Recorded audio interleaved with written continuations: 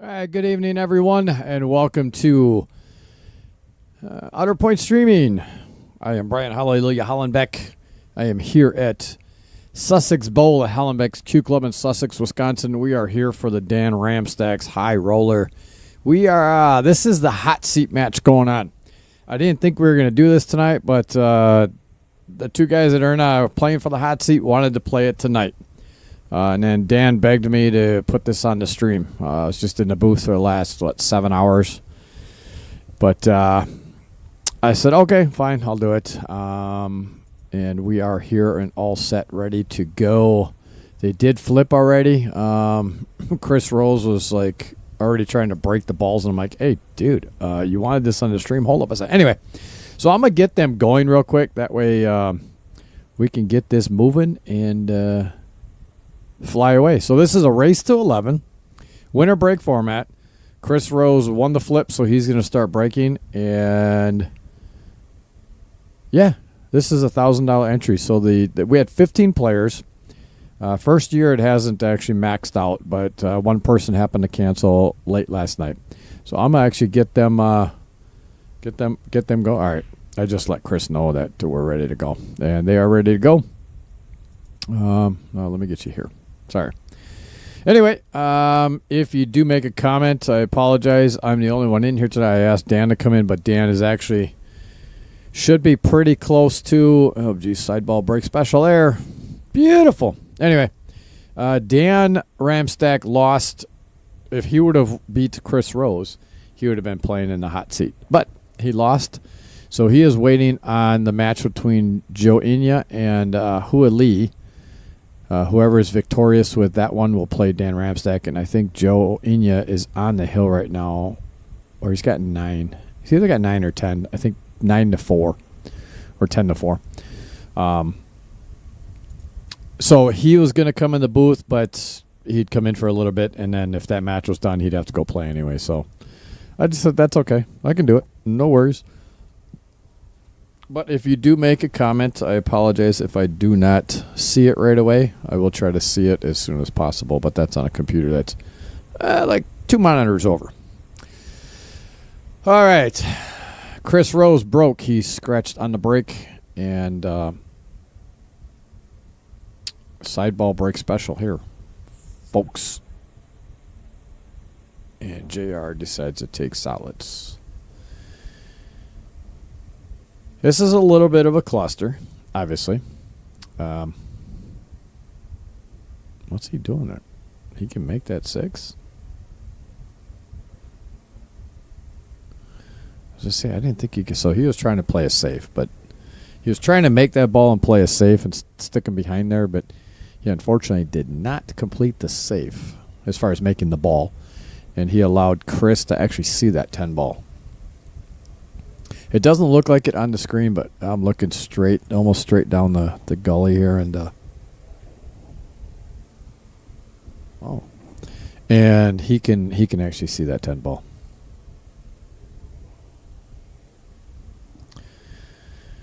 Man, it's been quite busy in here tonight. So not only is this tournament going on, I had a stream match going on.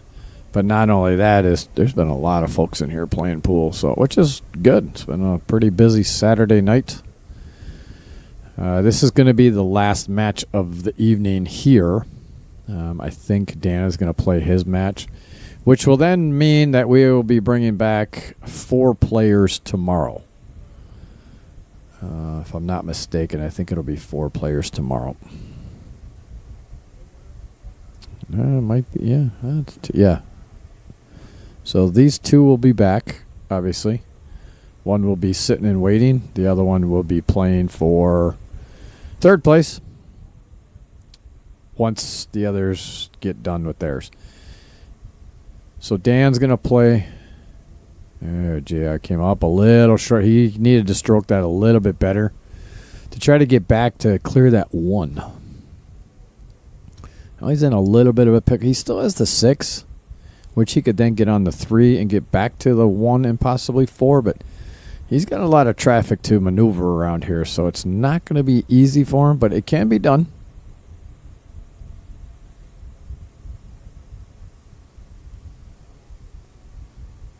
Yeah. All right, missed the 6. Gonna give Chris an opportunity here at the table.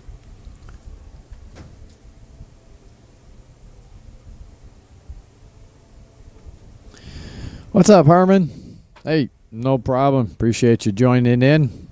Harmon, you should be playing in this, man. Ramstack was looking for somebody to play in it. Dude, you got the ability. You could have hung with these guys. Ashton Villegas. I'm assuming it's a relation to JR. Not sure who you are, but I'm assuming a relation. I'm not sure what gave it away. But thanks for joining us. I know JR really wanted to have this on the stream. He said he wanted to get it out to his family and friends and get them to watch. So hopefully he's got a lot of family and friends in here watching. Again, I am Brian Hallelujah Hollenbeck, and we are here at Sussex Bowl in Sussex, Wisconsin at Hollenbeck's Q Club. I do not own the place.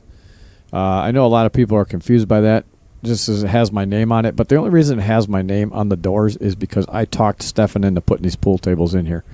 I've known Stefan and his family. Well, I've known his family for like 40-some years. And situation happened where I wasn't happy with something that one of the other bar owners that I was actually playing pool for. And then I asked Stefan to put these tables in here, and I said, if you do it the right way, I'll get you pool players. And he did, and it's been pretty successful since. I don't get paid for any of this. I actually get food and drinks while I'm here, but I'm not a big drinker, so I don't really drink a whole lot. But love to do it for the pool players, and that's what the stream is for too, is for the pool players. So appreciate you guys showing up and joining us here. And while you're there, could you please do me a favor, wherever you're watching, YouTube, Twitch, or Facebook, please smash up that like button for me. The more likes we get on our stream, the more we get recommended to watch. So that's a little thank you could do for us, please. Just smash up that like button. Thank you very much. Phantom Tax says, good luck, JR. Ashton Vega says, good luck. Ashton, what are you, obviously relative, what are you... Ooh, there you go. He needed to just hold that. He could have come off the rail, but I like what he did there. He could just slow roll that and make the ball and still have a shot at the 8. So,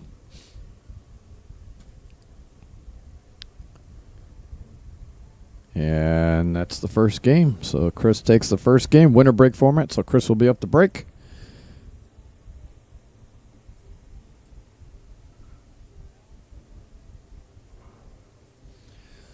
What's up, Mike? Hey, if you were up here, you could have joined me in the booth, man. Dan's going to be busy here in a little bit playing his match, so he couldn't come in. So I'm just like, just do it myself. I didn't know if anybody else would when I come in. There's not really anybody in here that would really be favorable to come in and actually talk about pool. Because the only other people in here are like people that I don't know. Except we got KP's here. There's a couple other people here I know, but they're playing pool, so I wasn't going to bother them. All right, Chris, second ball break again, but gets a little better spread this time. He did make a ball in the break. He made 2 stripes on the break, actually. But he's going to have to do something funky with. He's either going to have to get down here to take the 9-8-11 combo, or carry him off the 9 into the 8 to make the 11. I'm almost liking that better, because if you take the 9 into the 8, you're going to push the 9 up towards the 3 and 4, and you better hope that you get it in that little bit of window, and then you better hope that you can get back to that window to make the 9. So.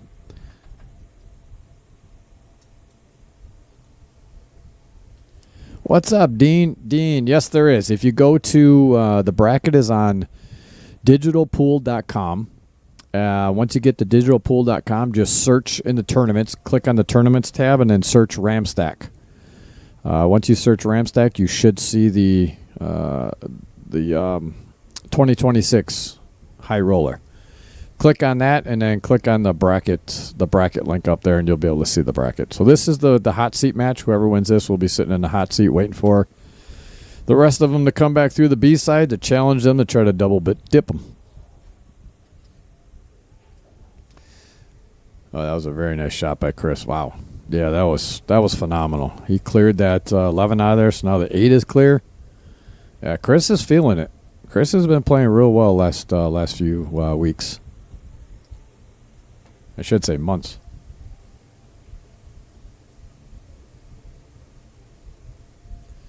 Harmon, no, I'm going to probably do some tomorrow. So I probably will have a couple more tomorrow. Just this will be the last one for tonight, as this is the hot seat match, and then I think they're only playing one more, and those will already be going by the time this one is done. So last one for tonight. I'll probably do a couple more tomorrow. So if anybody is interested in coming up, ooh, that's huge. That was close. He got lucky and still had that 4 ball. But now he's going to have to try to miss the 9 and come around 2 rails through that traffic. He's going to have to get really close to the pocket. And then when he does that, he's going to have to be very careful about scratching. So this is not an easy shot right here. It's doable, but it's not easy. I'm sorry. I should have got you guys. I'm a little tired, so I apologize. That was... Oh, he's got to hit that. Oh, he did. He hit it just right. Very nice shot by Chris. Now he's just got to hold this. It shouldn't be too much of an issue. I don't know if I would put too much top, but he's just going to slow roll that. Yep. He had to be very careful not to go too far on that. All right, so that's, as they call it over in Europe, a dish. But here in America, they call that a break and run.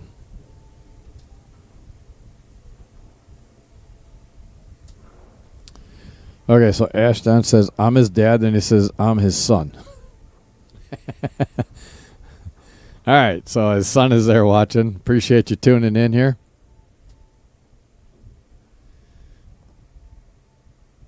Well, that's nice that you're up watching your dad. I'm sure he appreciates that, and go back and watch this and see that you're tuning in. All right, we are on to rack number 3. Winner break format, race to 11. $1,000 entry. The winner will get approximately, I think it's just over, with Calcutta. The Calcutta was actually pretty good. Ended up with about $7,500 Calcutta. So with the tournament and Calcutta, it probably end up or just around $12,000 roughly. Because I think there was $8,000 in tournament. And then, shoot, I don't even know. It was somewhere around there, but it's a pretty good payday for a couple days of pool.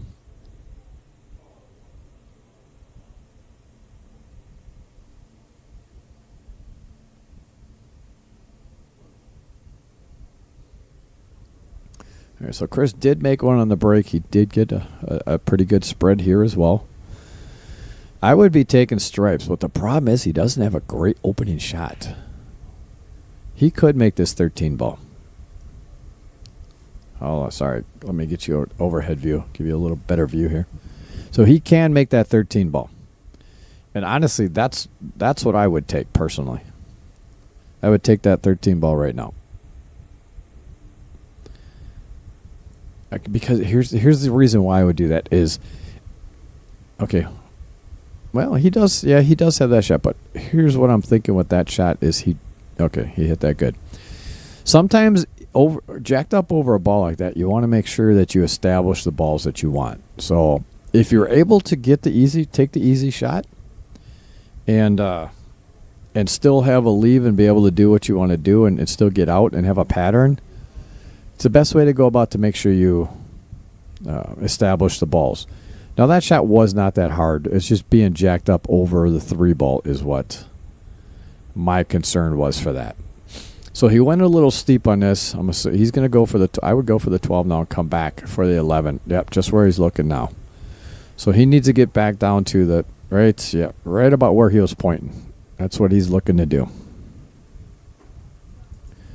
I got to get my stream up and rolling here, or my Oh, he's got to go. He's got to go. Got to go. He did not get there.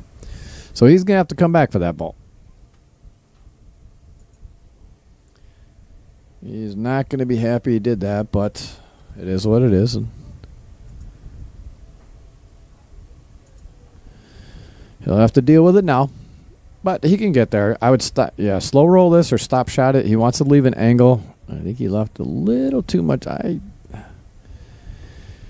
This is going to be a touchy one. I wouldn't have liked that much of an angle. This is going to be... He's going to have to put a little bit of draw on this. Yeah, see, that's... Uh-oh. That's where the concern was. It was a little bit too much of an angle there.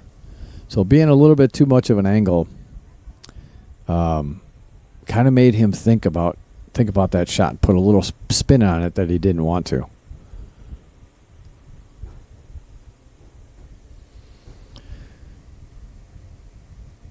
Oh, JR's taking a combo right off the bat. Oh, he hit that good.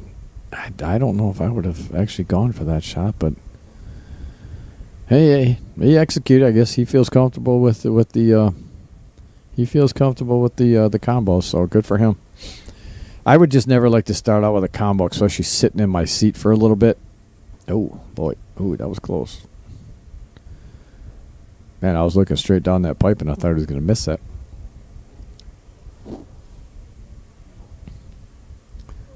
Oh, no. It's JR. Slow down a little bit. Seems like he's getting a little fast here. Those are mistakes he normally doesn't make that I've seen. All right, so now Chris has just got to figure out how he's going to get on this 11. My thought would be this. It's not. I don't think it's going to go past the 1. Although he's looking like it might. So it might go past the 1. If it goes past the 1, this is not going to be good for JR. Yes, yeah, that was tough. And he did not have much more. He just missed that 1. So my personal thought would have been, as the cue ball was right here, I thought he would have maybe gone here and come around 1, 2, 3 rails to get below it. That was an option, but he obviously felt that he could possibly sneak it past that 1, but unfortunately, that was not the case. So JR has another opportunity at the table to get himself on the board here. Sure, he'd be excited to get that first win under his belt. It's usually the hardest one. The first one and the last ones are always the hardest ones.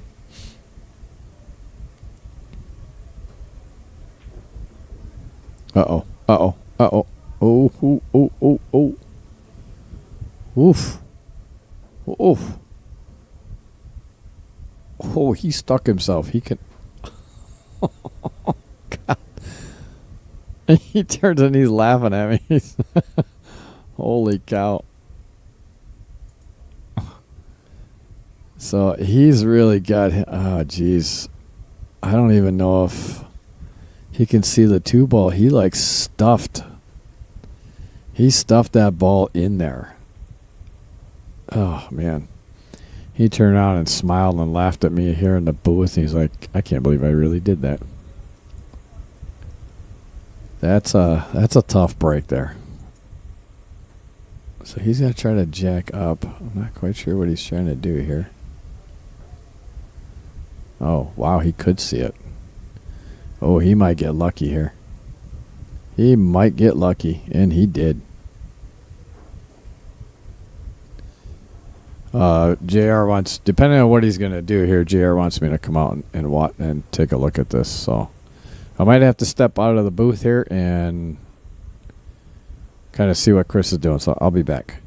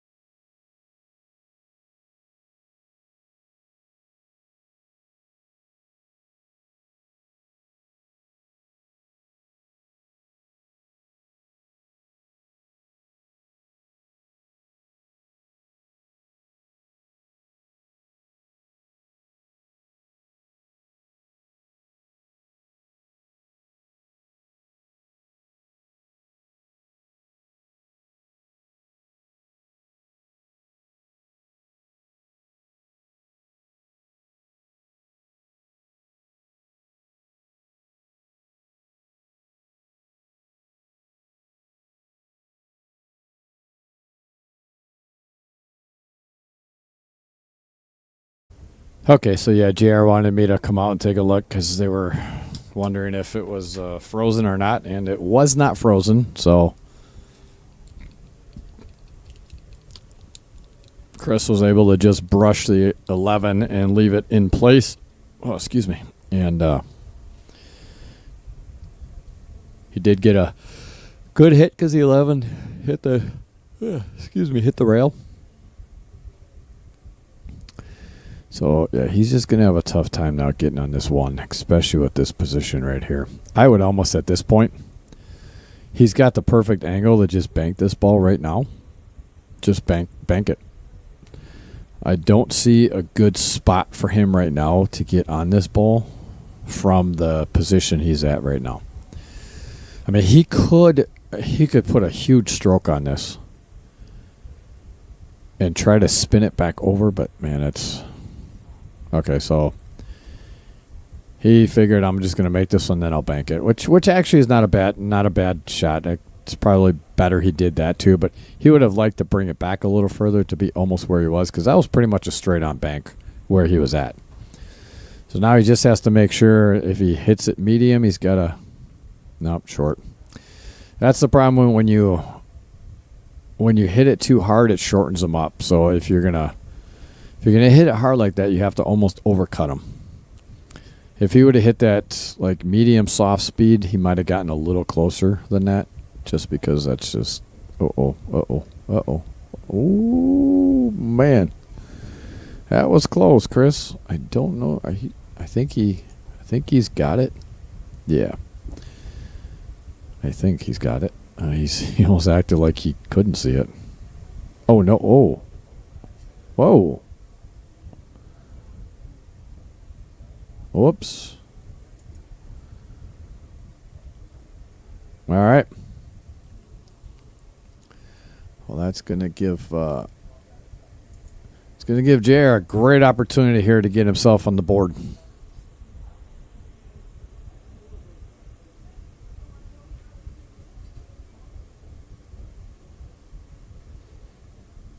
And this should get him on the board. There it is. All right, 2-1 winner break format. So JR will be up to break.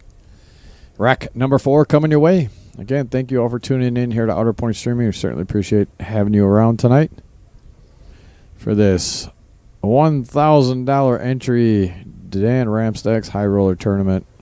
I think this is the 16th annual.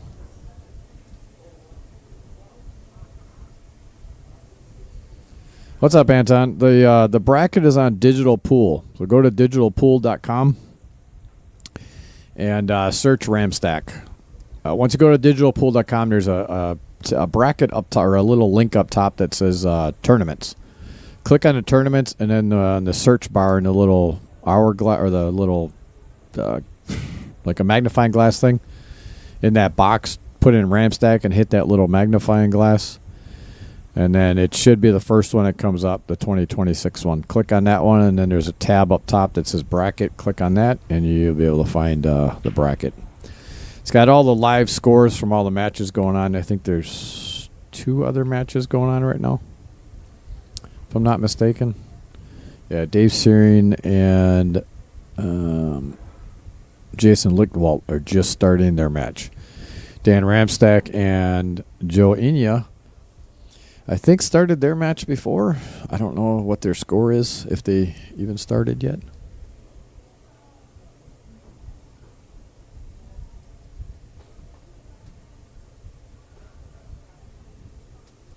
When's the next 570? You know, it's funny you asked that, because Lynn Fujiasco just sent me a message last week, and he said, all right, it's about time I start bugging you for the next 575 and under.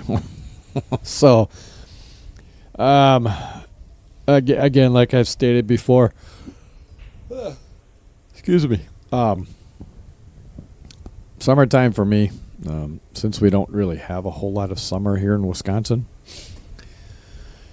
when we actually do have nice weather, I do not like to be in a pool hall. I like to be out golfing, so I apologize that it might be a little bit. Next month is going to be a little busy for me. I am going on a couple trips. One, I'm going down to Nashville, Tennessee. To actually, it's really there's. So I'm a Freemason, and we go through degrees to become a Freemason. You have an entered apprentice degree, a fellowcraft degree, and then a master mason degree. Each of those steps, you go through each of the processes to achieve your master mason.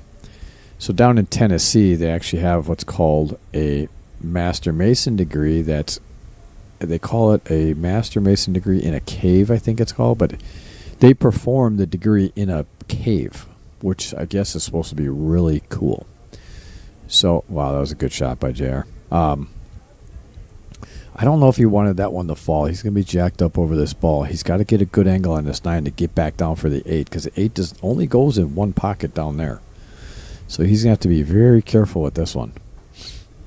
But anyway, I'm going down there for that, and then as soon as I get back on Sunday, then Monday I'm actually heading up to go to the UP for a golf trip.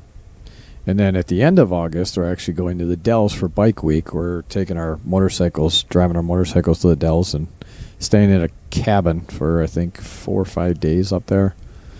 So August is going to be a little busy for me. On top of that, I unfortunately have gone through a bunch of crap. I just had $14,000 taken out of my bank account from scammer. I didn't get scammed. It got hacked. I don't know how it got hacked or what happened, but anyway, yeah, that's been wonderful to deal with. That just happened yesterday. So anyway, I am going to be, unfortunately, a little busy this next month, but it'll be coming soon, Harbin. So short story made long. I'll try to have one as soon as possible. Oh man. And look at this. He actually got through there. Wow.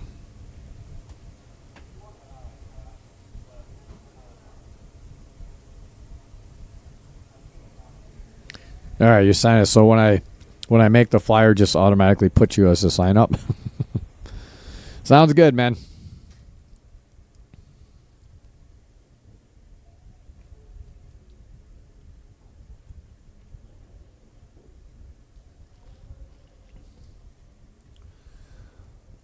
All right, so JR could not complete that. I was going to give Chris an opportunity here. Came up a little short on this one. He's going to have to be careful not to scratch on this shot. He's going to go above this side pocket. Yeah, he just went above it. He had to spin that a little bit. That was a good shot. He overrolled that a little bit. He would have rather been on the top side of that, but he does still have the 2 in that same pocket that he just went with the 3.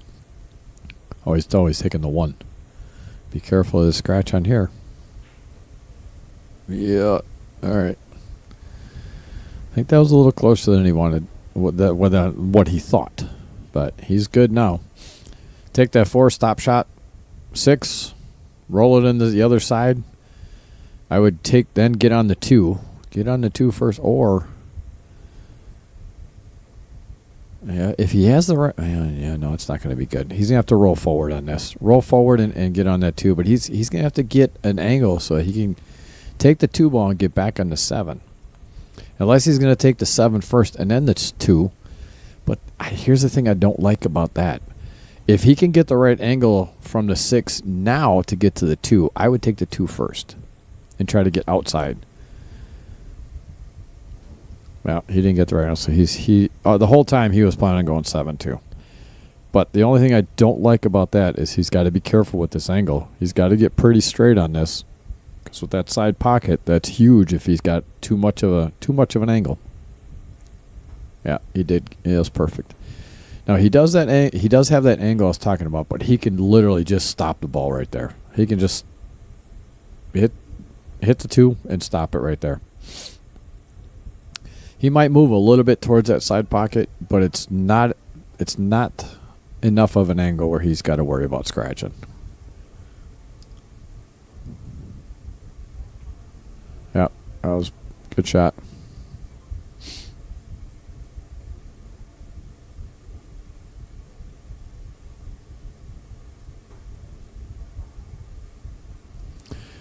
All right, that's going to put 3-1 in favor of Chris. Race to 11. Winner break format, so Chris will be breaking, and rack number 5 coming up.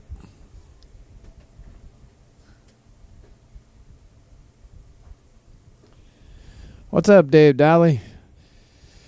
Right now there are 6 left right now. This is the hot seat match, and there's you got Joe Inia and Dan Ramstack playing for 5th, 6th, as well as Dave Searing and Jason Lickwalt is playing. They're all playing for 5th, 6th right now. So whoever wins those 2 matches, including these 2 guys, will be in the tournament money. They're playing 1st through 4th for tournament and 1st through 3rd for Calcutta. So we're on to rack number 5 here. Again, thank you all for tuning in here to Outer Point Streaming. I'm Brian Hallelujah Hollenbeck. And what else was I going to say? Oh, well, we're here at Sussex Bowl for Dan Ramstack's High Roller $1,000 entry. Race to 11, winner break format.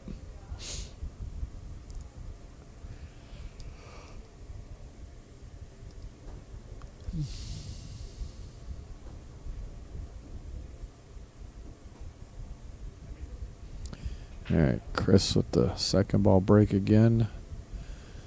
This time he's spreading pretty good, but it does not look like he made one.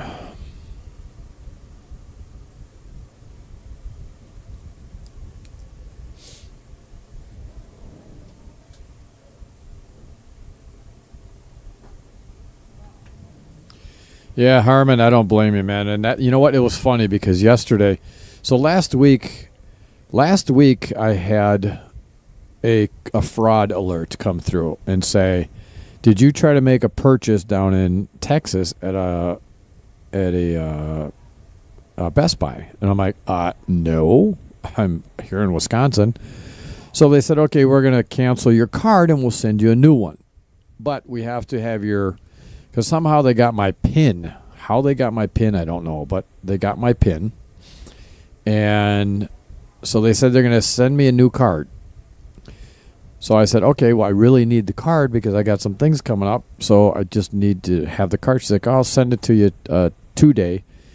It's a $15 fee, but we'll waive that. Okay, fine. Send it to me. So I literally was waiting for my card to come in. UPS said it was being delivered.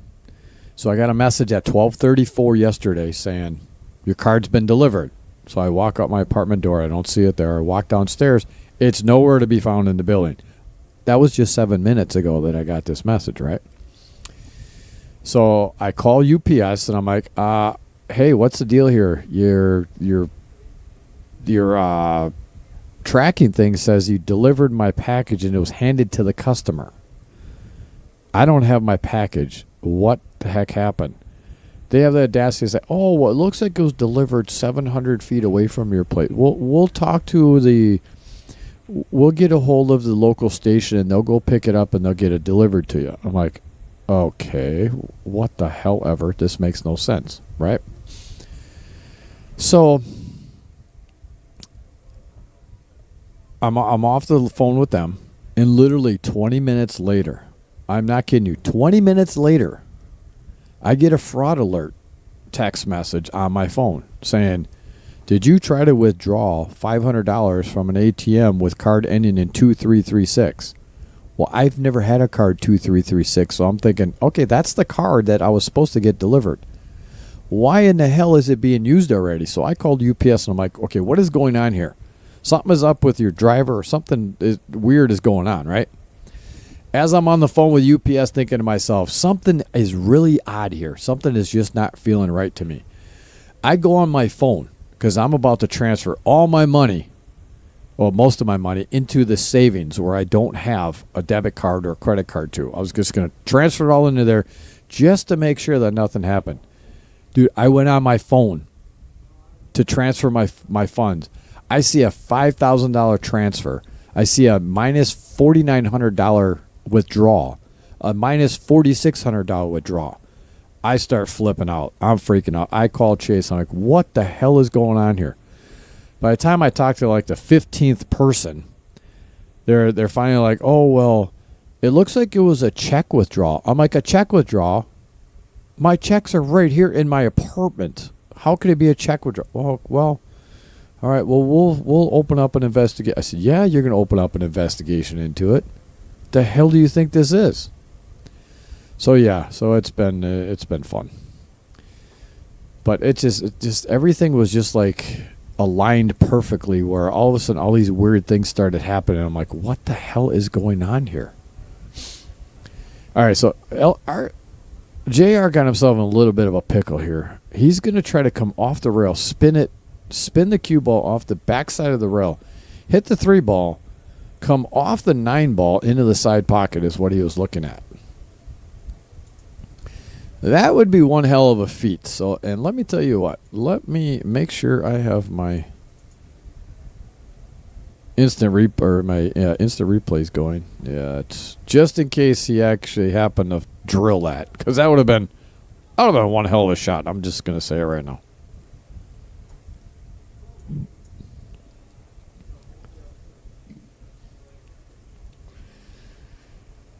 All right, so he missed that. Chris now. Oh, he's not going to be happy with that.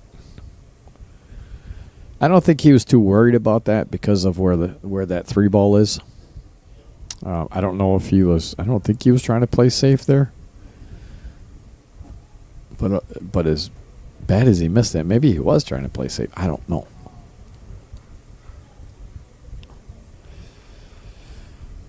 Regardless, he missed it. JR's up to the table. 3 ball left, but not a great shot or position to be in here. He doesn't really have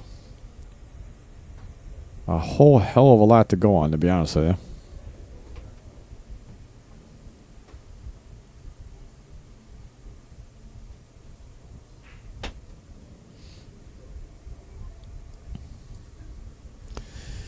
Dave Dolly, I see that you're I actually was going to try to sign up for that Scotch doubles, but the guys' side of that filled up so fast, man, and then that's awesome to see. And then I realized I'm glad I didn't sign up, because I would have had to unfortunately cancel, because I think that's when I'm going to be out of town, down in Tennessee. So I apologize, I'm going to miss that one. But again, thanks for putting stuff together. Thanks for what you do for the pool community as well, man. You're a big. I did not see where he called it. But you're a big help in the pool world, man. I know a lot of people appreciate what you do. I know I appreciate what you do. And it's sad what happened, and damn, yeah, it's not really much more to say. We did start a collection up here. Not just up here, but we're actually put it out online. We're trying to collect some money to put towards a reward.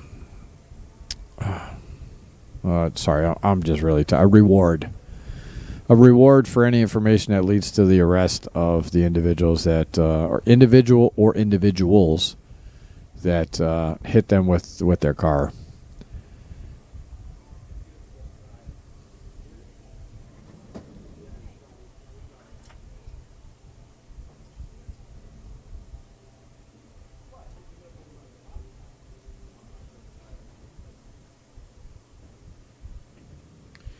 Yeah, that's sad.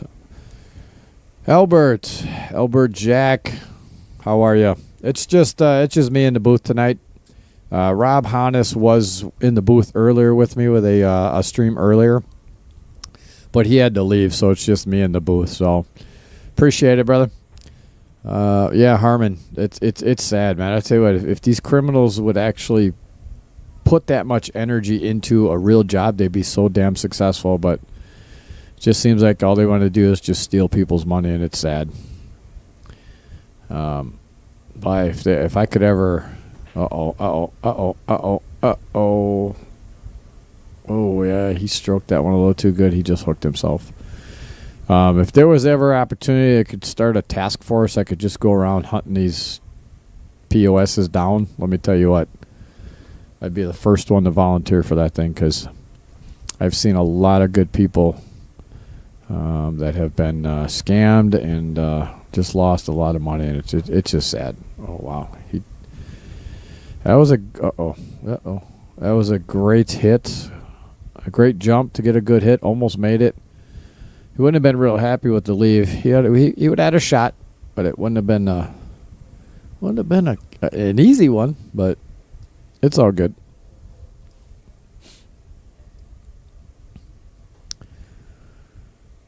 All right, JR, what you got here? You need to make one good smooth stroke here. If he makes a shot, he's gonna have natural shape to get on the 8. So concentrate on just making that ball. Don't overhit it. Don't hit it too hard. Just pocket speed, just like that. Oh, unfortunately, he missed it. Had he made that, he'd been an easy shot on the 8. He would have made that no problem. So Chris has got a little bit. This is a little tricky. Making this shot, he's going to be going towards the 8 ball. So he's either going to have to make the determination to either run into the 8 or try to go around the 8. And he decided to go around the 8. But the problem here is, that's what I was going to say, is if he was going to go around the 8, he's going to have to hit that ball to get around to get a good position on the 8. And unfortunately, he came up a little short, so he's going to have to bank this one.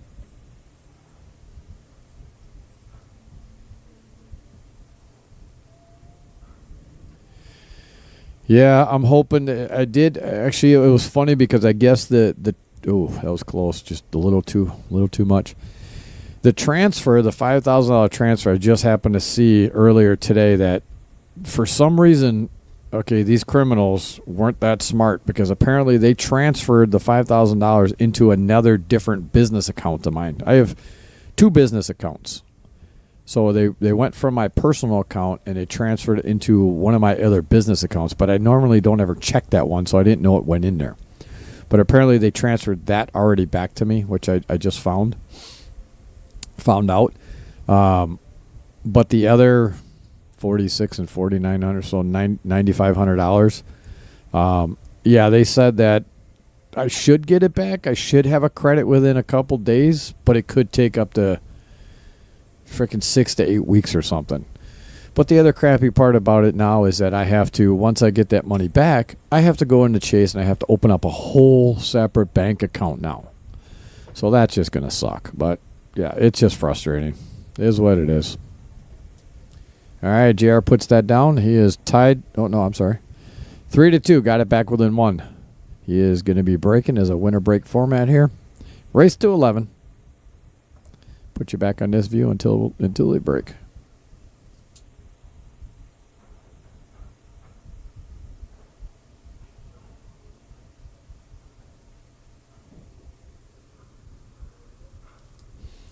Yeah, Dave, it's amazing. You know, it's the poor world, even though you think it's somewhat small, when something like this happens, you realize, you know, how big it can be and how caring people can be. And that's the thing that kind of keeps you going, is that you see the people that really care about others. We went to the funeral, and it was amazing to see. Jesus, wow, there was so many people there, and I saw a lot of pool community there, which was awesome to see. But it's sad, you know. And the other thing is, it's sad. It's sad that this world has come to the point where you have to have like a tragedy that comes out from something for people to come together and try to band together and stick as one. You know, the politics of this world, unfortunately, have been so negative, and the social media has just destroyed so much, you know. And if we would just all come together and agree on certain things and just move together as one, it'd be so much better. But that's not human nature, unfortunately. We can hope for the best, wish for the best, but there's so much evil out there. It's sad.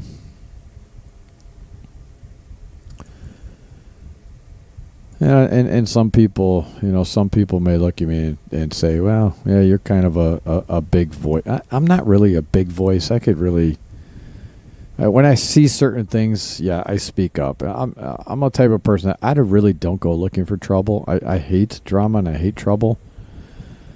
But when I see things that I don't back away. I don't back away from anything. I don't. It's just me as a person. You know, I stand my ground. I stand up for what I believe in. But at the same time, as a veteran, you know, I appreciate everybody's has the right to have their own opinion. You know, and I don't hate anybody for it. You know, do I not like some of the things that people say or do? Yeah, but it is what it is. I don't ever hate anybody. Well, there are a couple people I hate, but that's for different reasons. But if we could all come together as a pool community and just play pool, have fun, it'd be nice. All right, so Chris is going to get on this one. I think he's going with this one ball right now. Oh, either that or he's going to cut the 4 in. I personally would probably cut the 4 in first, because you got a better chance of getting back almost to where you are right now. Because if he cuts this one ball in, he's going to run into, oh, he's going this route. Oh. Huh. Huh. I'm kind of surprised by that. But he must have a plan. He obviously has a plan, and he didn't get this far from not having a plan. So, guess we'll see what his plan was. I know his plan was definitely not to hit that ball, but look at this. Oh, he came out smelling like a rose. No pun intended, Chris Rose, but he came out smelling like a rose on that one. Wow. I'm not quite sure why he's looking at this 4 ball right now. I wouldn't be looking at this 4 ball. Take that 1 ball, come around. Heck, you can come around 3 rails. 3 rails and get shape on the 4 ball. Basically, hold on, let me see if I can get to my my telestrator real quick. I personally would take this 1 ball, come around this way, and here. See, that's why I would not have taken that one. I would have come here, because now all you had to do is make that 4 ball, and the cue ball would have been right out, and he would have had a shot. That's why I personally would have taken the 1 ball first and come around, because all he had to do was make that 4 ball, and he was on that side where he would at least had a shot at the 8. Now he's gonna have to try to bank this ball. I don't like cutting this. Yep, that was the shot. Oh, it's gonna scratch though. Oh, we got lucky. He almost made it. Now he would have had a tough shot on the 8 here. He probably would have gone on the side. Now, had he made that shot, he probably wouldn't have been in that predicament where he's at, because it would have probably taken a little different angle down that way. But needless to say, he almost made it.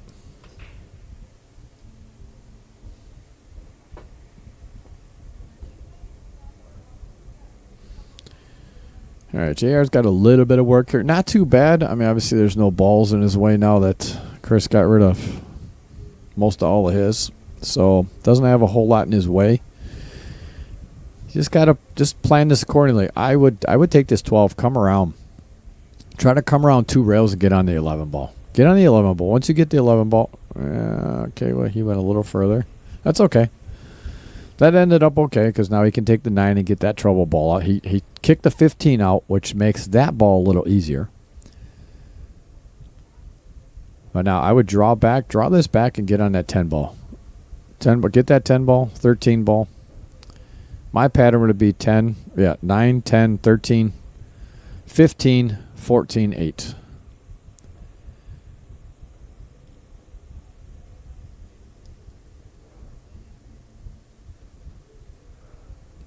Yeah, he's decided to go 15, 14, 13, 8, which is fine too. I like certain ways to get to a certain spot. Other people like different ways. So there's no right or wrong way about it, as long as you're stroking the ball. See, here's what I don't like about this. Is why that 13 was important. He's gonna have to put a good stroke on it, or go around 2 rails, because of the angle that he got on. And this is what I'm talking. See, that angle was the bad angle. He had to put a good stroke on that. I personally would have gone 2 rails. Come off of that and come around 2 rails. Because All right, so they're looking at that. I think he is. Yeah, he's definitely going to have to go at least a 45 to at least even try to make that. Gosh, I don't even know if he... The overhead camera is a little deceiving. So I don't know how close that is to straight in or not. I don't think it's straight in.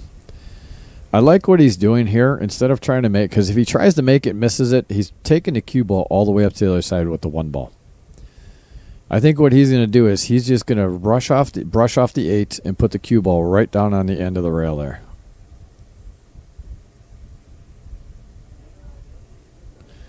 I'm surprised he went that way. I thought he would have for sure at least tried to go a little forward to keep it down on that rail. Maybe he was trying to make it. I don't know. It might have been in an angle where he thought he could make it. So,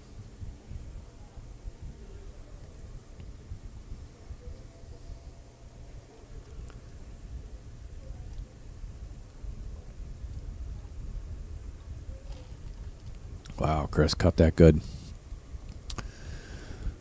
That was a very nice shot. That's why I was thinking that JR was going to actually go a little more straight on and put that ball on the end rail. Because doing what he did gave Chris a little better angle. Oof.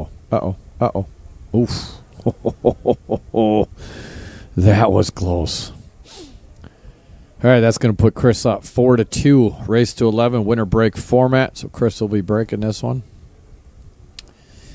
Again, thank you all for tuning in here to Outer Point Streaming here at Hollenbeck's Q Club in Sussex Bowl in Sussex, Wisconsin. Certainly appreciate having you on board with us tonight. Watching this hot seat match between Chris Rose and JR Villegas in this $1,000 entry race to 11 winner break format. Do me a favor, please, whatever you're watching this on, please smash up that like button for us. It's a small little gesture for us. And the more likes we get on our stream, the more we get recommended to watch. So you could please help us out. I certainly appreciate it. We are the stream for the players, not a stream to steal money. All right. Made a stripe on the break. He's not liking that 13 ball down there, or the is that the 14 ball? 15 ball down there.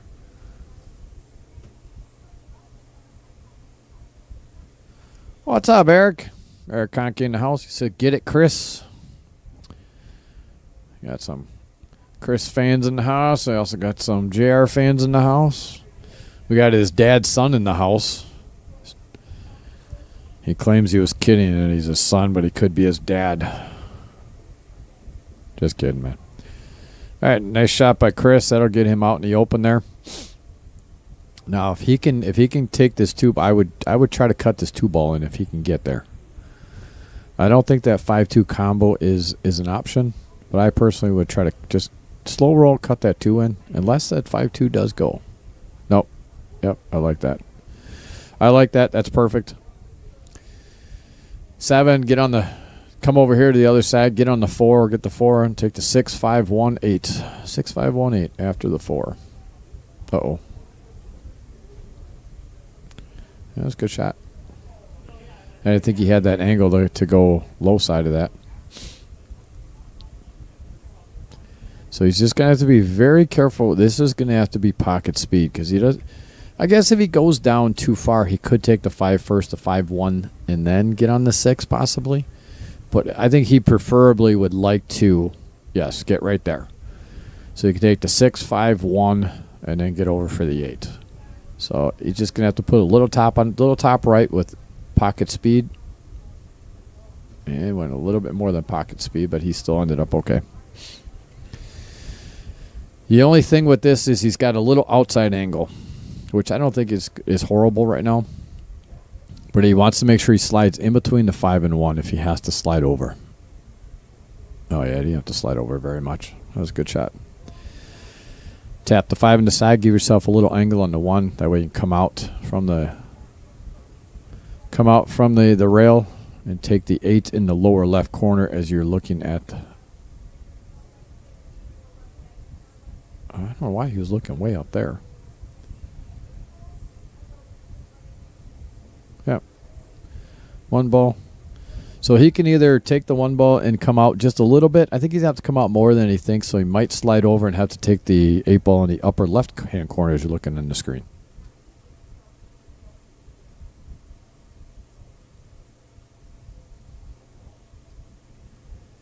Yeah, Eric. Uh-oh. Yep, that's what I thought. He'd have to come out a little further. So he can either cut this in the side, but I'm assuming he's just going to go in the upper left-hand corner. Yeah, trust me, it is getting late. And I had an earlier stream that we were in the booth here for just a little over, I think, 6 hours, 7 hours or something like that. So that was a long one. Got a little hot in here. I'm a little exhausted. But we worked through that one. And now we're on to the hot seat match here. And what time? Let's see, what time is it? It's got to be getting pretty late. 10:41. Not too bad. But once this one is over, I am going out home. If they want to play some more, they can play some more and put the balls away later. I'm out. I'm exhausted. Jennifer White. What's up, Jennifer? Let's go, Chris. The Chris fan in the house. Where you been, Jennifer? You been playing much? I haven't seen you around much. All right, Chris up 5-2. Race to 11. Winter break, so Chris will be breaking again. He's been pretty successful with the side ball break. He hasn't made one on every single break. But, see, then you get to the point where then this happens where everything kind of clusters over to one side. And that's why you can tell he did not hit that one that good. You could see the way the cue ball came screaming off the side of that rack. And that's what happens when you don't hit it good. You start to get clusters on the side. So, did not make one on the break. JR will be up. Not a great opening shot. He does have an opening shot, but not a great one. Gosh. Neither stripes nor solids look great. If I had to pick, though, I would probably go solids because I have a few more balls there in the middle that could possibly, get a good breakout. If you get correctly on that 6, it'll break out the 4 and the 2. And that's nicely done. Those are always tough for your first shot coming in, but unfortunately, he put himself in a 50-50 spot here. I don't know if he can make the 5, if he can see the 5 to make it. If he can, that would be the shot that he'd want to take. So he must not be able to see it, so he's taking the 6 ball, which is actually, I think that was a better shot. Oh, boy, that put that 1 ball in a not good position. It might be far enough off the rail where he might be okay, but he didn't want to push that ball that far over. But now, with that being said, I don't know why he's looking at that way. I would not even look at it that way. Why? You don't need to. You take the 6 ball, or you take the 7 ball, take the 1, then you can slide down from the 5. Oh, that's okay. So he could try to make the 2. Yeah, that was a tough one. That was a tough one. I personally would have taken the 7. Taken the 7, come over, take the 1, then you could have slid down. You could have slid down, made the 5, and actually broke the rest of that stuff up. Draw in from the 5, draw into the 4, push the 4 up. Or you could have knocked the 9 out of the way so the 2 then went. Yeah, I would have gone a different route on that one.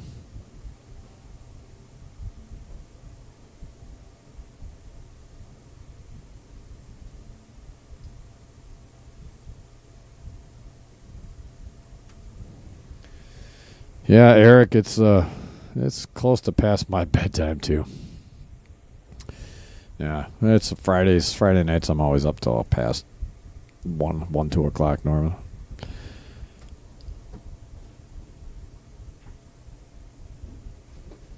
Oh, nice. Tuesday nights, you run the league out there, Jennifer? That's cool. Good for you. Glad you're still shooting. I got a JR Rooter in the house. Phantom text. Let's go, JR, they say.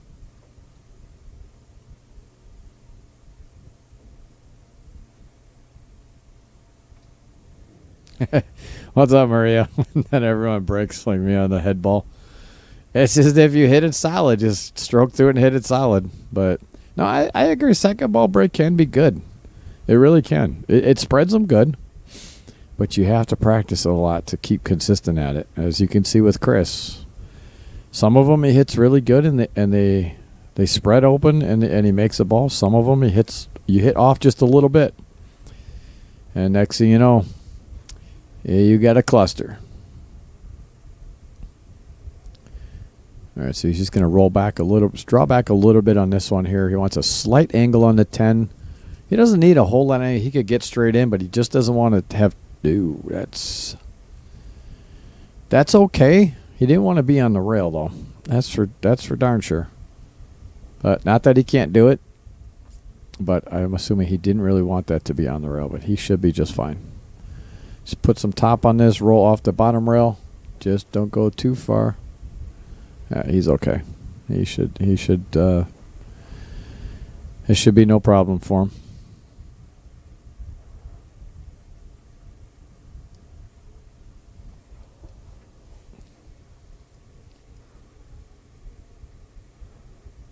All right, there it is. All right, 6-2. Chris Rose raced to 11.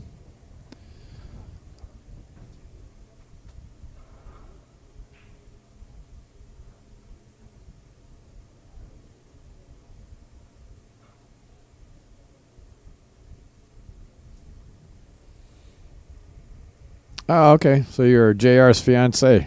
Oh, that's awesome. Well, I'm happy you're able to watch him here, and glad you're joining us tonight. We appreciate it. Appreciate having you here. Ed and Judy in the house. How are you two fine folks doing? Appreciate you guys tuning in here tonight. So let's go, Chris.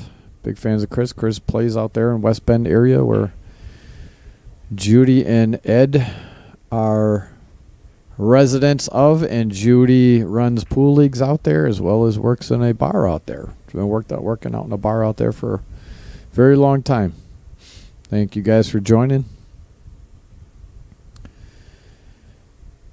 I'm very tired, so I apologize if I sound a little bleh. But I'm working through it. So again, we did get the little cluster off to the left side there.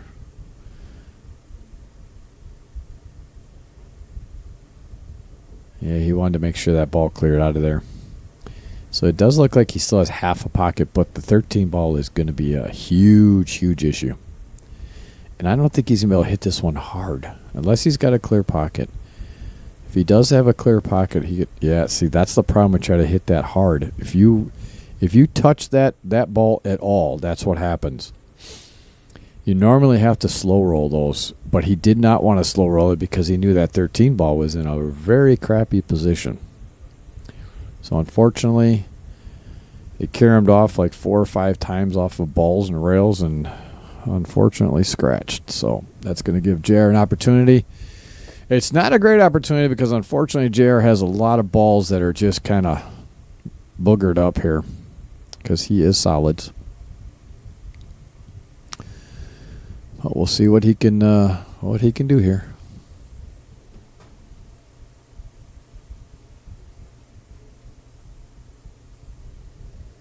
No, this is yes and no. It's not the final. This is the hot seat match.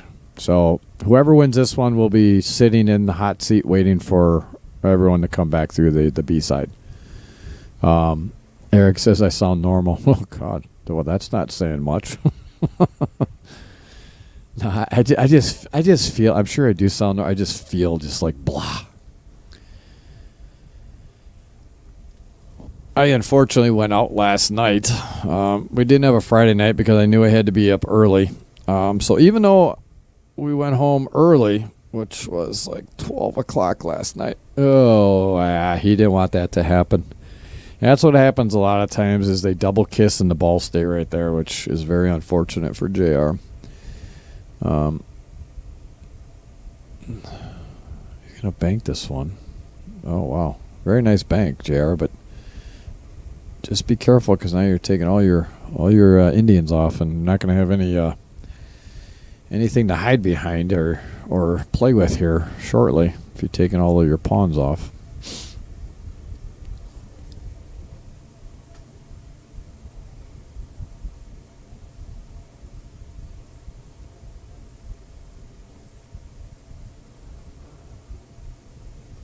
Chuck's Hideout says, wait, what am I? Huh? Did I say something? Or did I miss something? Whose fault is that? Yeah, I know it's my own fault. Trust me. Well, here's the thing. Okay, we were just supposed to go out for a little bit. Okay, and we said, okay, we're going to go in by 12. That way we're in bed or, whatever. Because we didn't have to, he needed to hit that harder. Come on, Chris. Use those muscles. So we wanted to leave by around 12. So I figured I'd get home 12:30, 1 o'clock. Get up at 8. That's 7 hours. It's all fine. Well, then we went out with Diesel, the guy who played on the stream today, the one that, matter of fact, the one video I had that showed him dancing with his pants down around his ankles and the one on the table, that was from last night at Big Sky. He works at Big Sky. He bartends there. So we ended up going there because first time I met the owner, Eric, super cool guy, super great guy. Great place to go to. So he wanted to go there, and we went there. And, man, I tell you, the Sun Cruiser drinks, they're freaking good. Uh-oh. Oh, gee, oof. Damn, that's unfortunate, JR. They are good, and they creep up on you because it's like the pink lemonade. The pink lemonade Sun Cruisers, I think it was. I'm pretty sure it was a Sun Cruiser. But they literally are like juice boxes. Seriously, like juice boxes. So we're drinking them, and next thing you know, I think I had 4, 5, 6 maybe. And I don't like to drink a whole lot, obviously, when I'm driving. I know that when I'm driving, I am just going to just have a couple, and then, obviously we're going to go home. But when I got in the truck, I'm thinking, oh, boy, wow, these really creep up on you. But I didn't feel like I was, like, drunk until I got home and laid down. And I'm like, whoa, man, now I'm feeling it. But anyway, so, yeah, it's my own fault. Trust me, I know it's my own fault. But we were having such a good time last night. We started, he started playing, like, YMCA, and we started all singing the YMCA, and then it was Neil Diamond. We were singing Neil Diamond. It was just we were having a great time, and so yes, it's my own fault. We were having a good time, but yeah, it's whatever. It is what it is. I'm just not a big drinker. That's why. I like what Chris was going to do there. He was trying to carry him off that 9-ball and make his 6-ball, but unfortunately he didn't make it, which is going to give Jared an opportunity to still have that pocket covered. And that's what he's going to do. He's going to keep that pocket covered. And that's what I would do. I'd just keep it right there. The last thing you want to do, though, is hit. I'm assuming he's going to try to hit the 3 and the 1 to separate them, but he doesn't want to hit that too hard so that ball comes back over in that area. He wants to keep the ball over on that side. But he wants to separate him enough so that if Chris decides to then carry him to or hit the 13 and make the 6-ball, that he possibly has a shot still.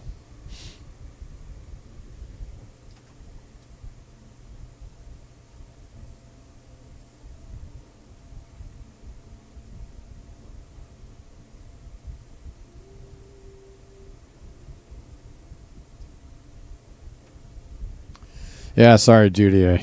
Sorry I was yawning. E85 is in the house. Yeah, this is the what? Okay, I like that he made that. That was a great shot, but I'm not quite sure why he made that shot. He must have a plan, because to me that doesn't make much sense, because it's not. It didn't really get him anywhere.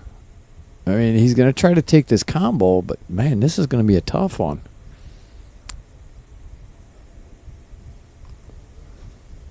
Well, he almost made it. Almost made it. Yes, sir, we did have fun last night, and that's why we stuck around. Duck, tea time at 6:10. Yeah, you would get your ass to bed. That golf is way more important. I wish I had a tea time tomorrow, let me tell you.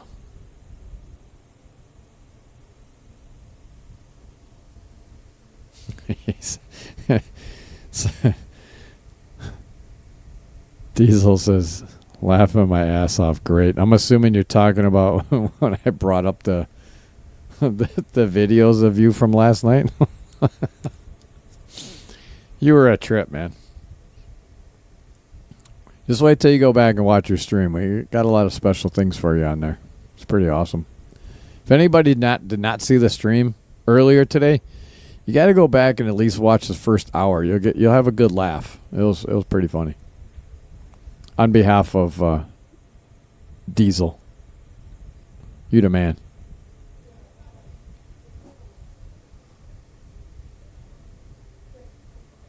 I like what he did there. He's now forcing the hand of Chris to hit that ball down there. To hit those balls down there by the 8-ball.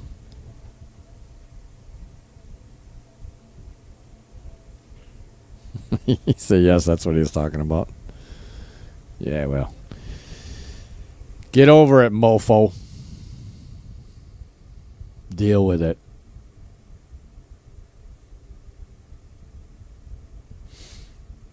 All right, so we got a little battle going on here.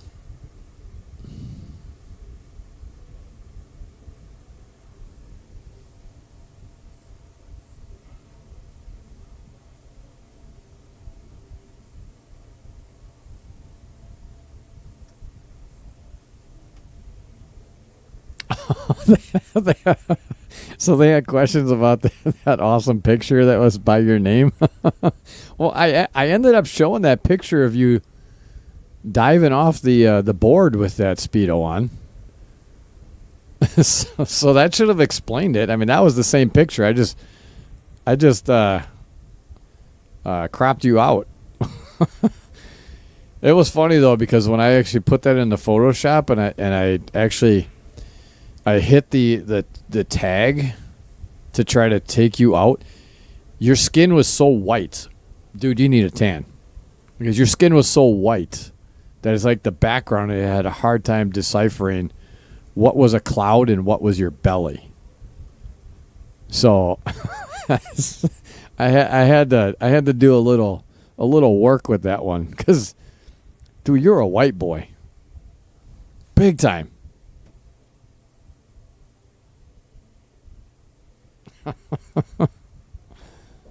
Oh, that was not the English. Oh, that could scratch. That was not the English you wanted on that one.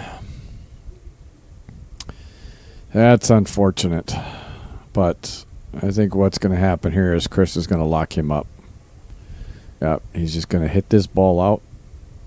Play it safe. Hit that ball out.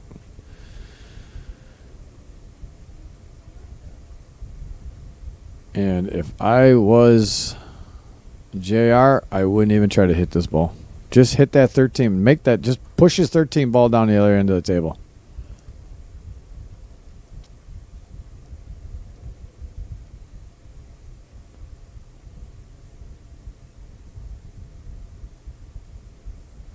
See, now that's not going to be good. That's not going to be good for him. Because now Chris can actually put that cue ball right behind the 9. 3-ball combo, make his 6-ball. As long as that 8-ball doesn't move forward, which it shouldn't move forward that much. Yeah, that's tough though. That's tough, because if the 8-ball moves a lot and moves into the pocket, this is what I'm talking about that he could do. Hopefully, Chris is going to hope that 8-ball doesn't move. See, He didn't want it in front of the pocket, though, because now JR can kick at that and possibly... JR looks at me like, oh, thank you. That's the only thing he probably did not want to do is move that 8 ball in front of the pocket. Just because now he could have an opportunity to make this. And he already kicked once, so he kind of knows where he hit it the first time. So this could be... I have a feeling JR is going to get a good hit on this. He may not make it, but I think he's going to get a good hit. Just because of how he kicked at it the first time. He kind of knows where he kicked at it the first time.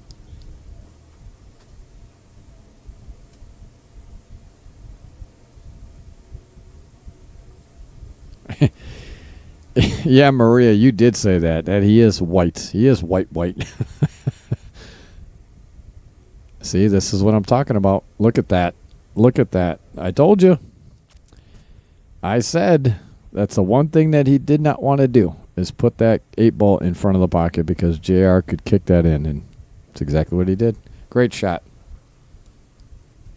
Got to give him an applause for that one. That was a good shot. Very nicely done.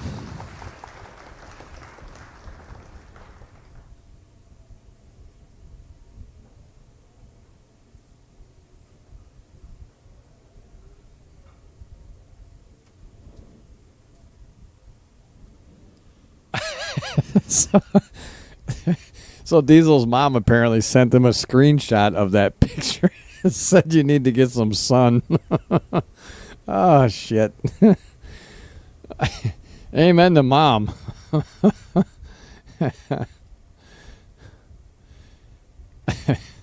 So, okay, for all you that saw that picture, now imagine that without the Speedo on. We had to see that day. Well, as soon as he took, I quick looked away because I just didn't want those 10 to 20 seconds of my life. I wanted it back. But I happened to look away quick enough where it was only 2 seconds of my life I needed it back. But, yeah, imagine that now without the Speedo on. Wow. That was like a cotton swab. A huge cotton swab.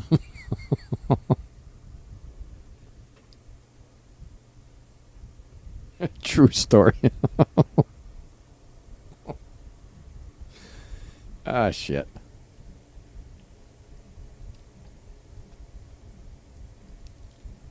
The true story about you being a cotton swab? Or what your mom said? All right. We're on the rack number 10. Shoot, did I? All right, I'm so tired. Did I mark that last score for JR? If somebody knows, please tell me if I'm right. I don't know if anybody's looking at digital pool. Let me know if 3, 4, 5, 6, 7. Okay, so Chris he likes solids, obviously. So he's going to take a jump for the first shot. And it's not going to matter if he hits the 11. Oh, he moved that with his hand. It's not going to matter if he hits the 11 because it's open table, so he can hit the 11 first. So he apparently likes that wants to jump this to try to get on that 1 first. Yeah, so it doesn't matter if he hit that or not because open table. That was a good shot by Chris because now he pretty much kind of opened everything up. Everything is pretty wide open now. He didn't get a great angle on the 2, but with that being said, oh yeah, he's gonna have to be careful with this one. Yeah, I knew that. Yep. That wasn't a great angle on the 2, and I knew that he was going to be coming down into some traffic, and that's why he had to be careful of what he did with that. But unfortunately for him, he tied up his 3 ball now.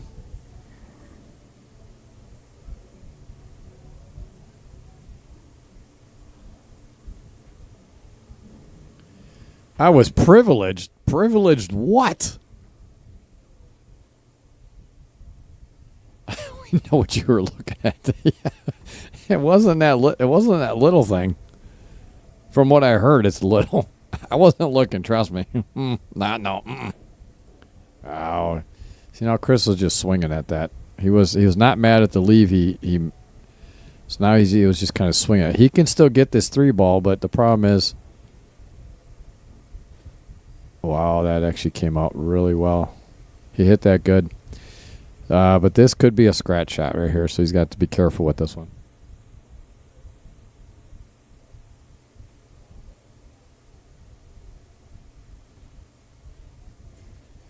Okay. Thank you, Maria. So I did mark JR kicking it in 6-3, so the score is correct. So I appreciate you verifying that for me, Maria. Thank you.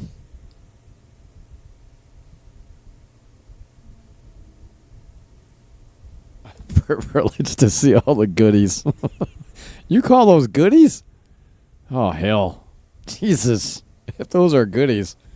Shit, I got diamonds, I guess. Oh, Jesus, you're a trip, dude. You gotta stop making me look over at the other screen for that nonsense.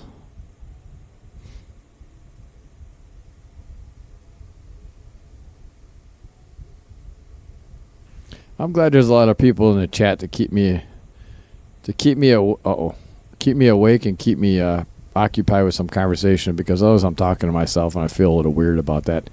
If I start answering myself, just turn me off, please. Just turn it off, because that means I'm going nuts.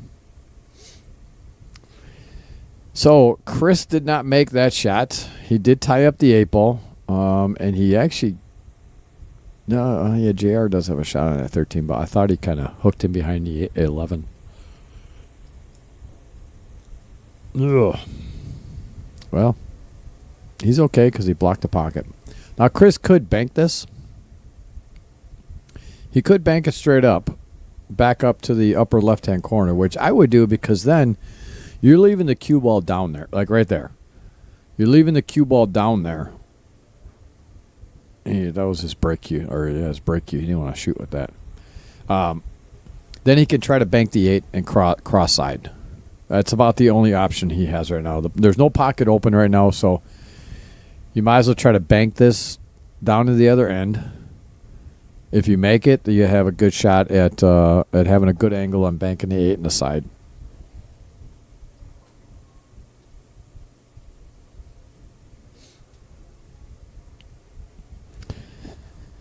These are you guys up over at Big Sky again? You guys singing karaoke again? Well, not that we had karaoke, but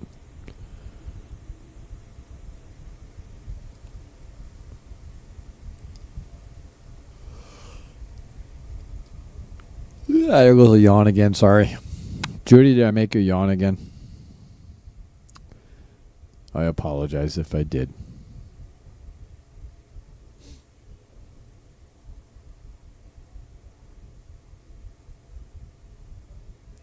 All right, so Chris called a safe. He kind of waved as he's going to play a safe. I think he's going to carry him off the 3-ball. Make the 13. Yep. Good shot. I like that shot because he's keeping his ball out there to try to have something to use. And what he did was he got that 13 ball out of there so that JR could not use it to get that 15. Is it the 15 ball out of there? So I like what he did there. Executed it well. Kept the cue ball down on that end down there. All right. Well, I don't know where JR went. He must have gone into the bathroom, because I don't think Chris would have shot that shot without JR there, and now he's gone, so he must have gone into the restroom.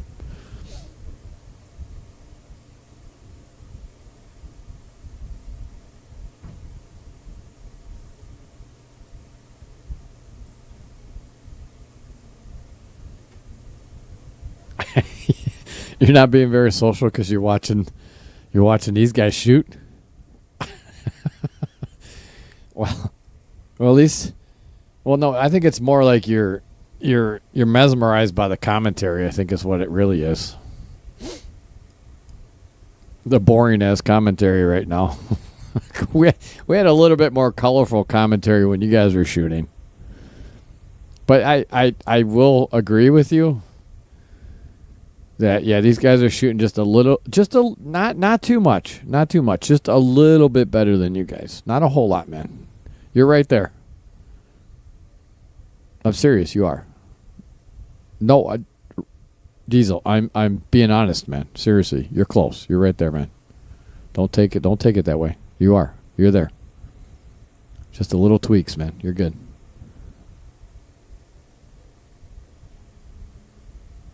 You believe me? You better.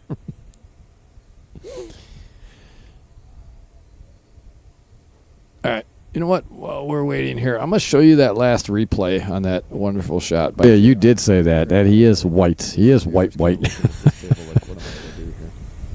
See, this is what I'm talking about. Look at that.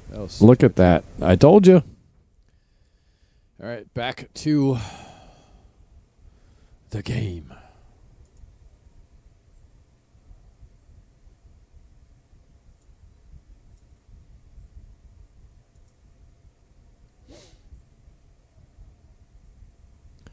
I like what JR did there.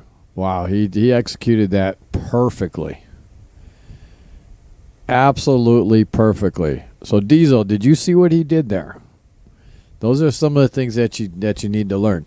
When you have a ball that's kind of in a bad spot and your opponent gives you an opportunity that you can get that ball out and still get a safe down table, that's what you need.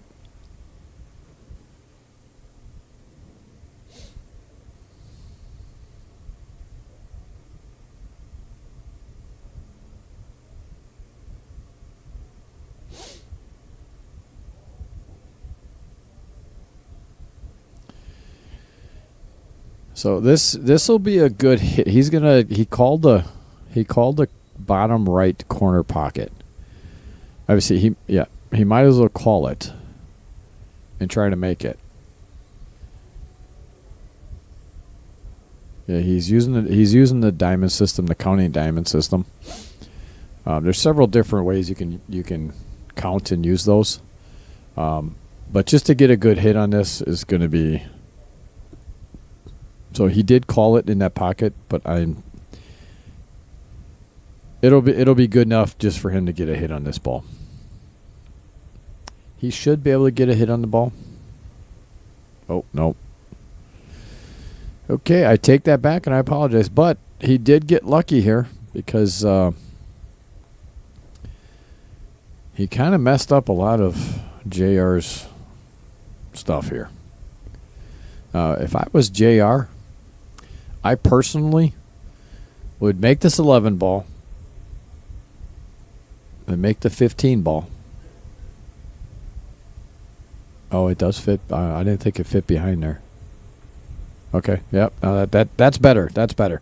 I didn't think the cue ball would fit through there. It didn't look like it over on the screw overhead, but he actually checked it and it did go through. So I like what he did there.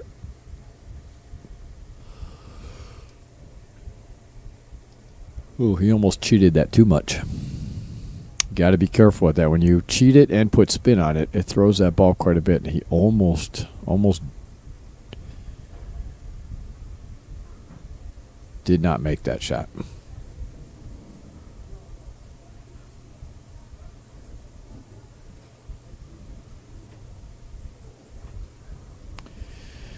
Wrong on that one, mister. What? Wrong on what?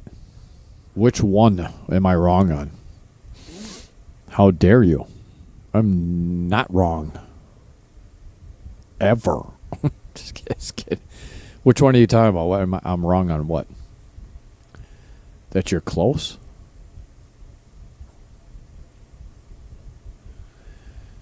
Yeah. I would have rather slid over a little more on that because he wants to get below this 14. I mean, he actually may be pretty straight. I could just be seeing it wrong on the overhead here.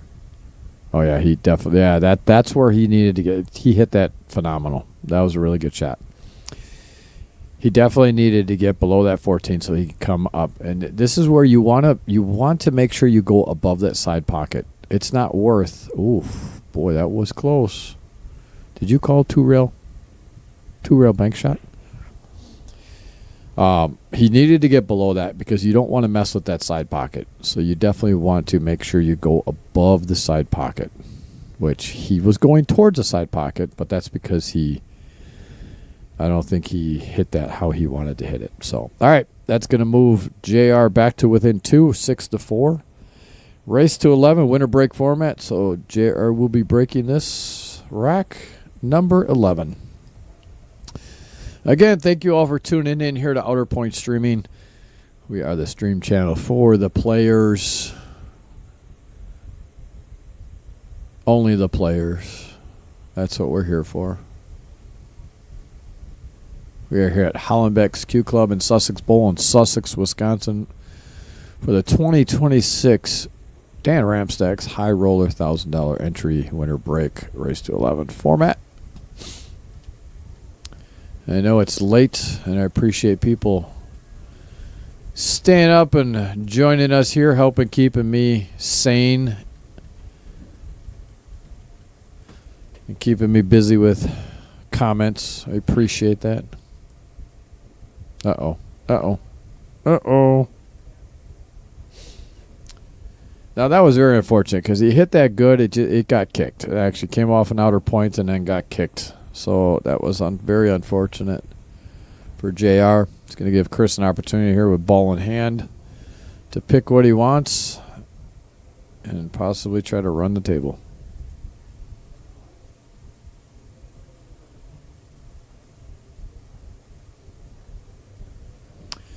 You're signing off and going home. It's 11:17.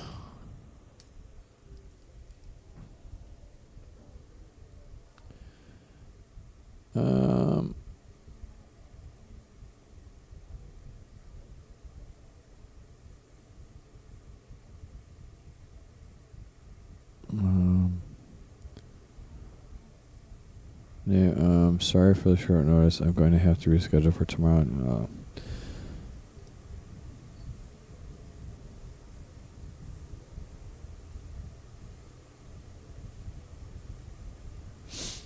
All right. Sorry, I'm reading some.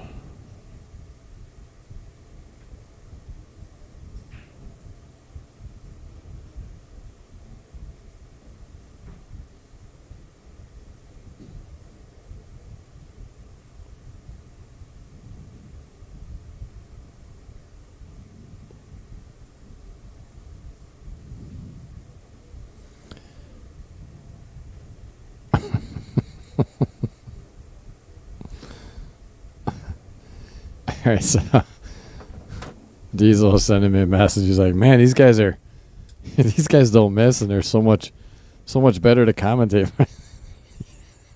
He can't wait to get home and watch the video. So go home and watch it, man. It's good. It's fun. All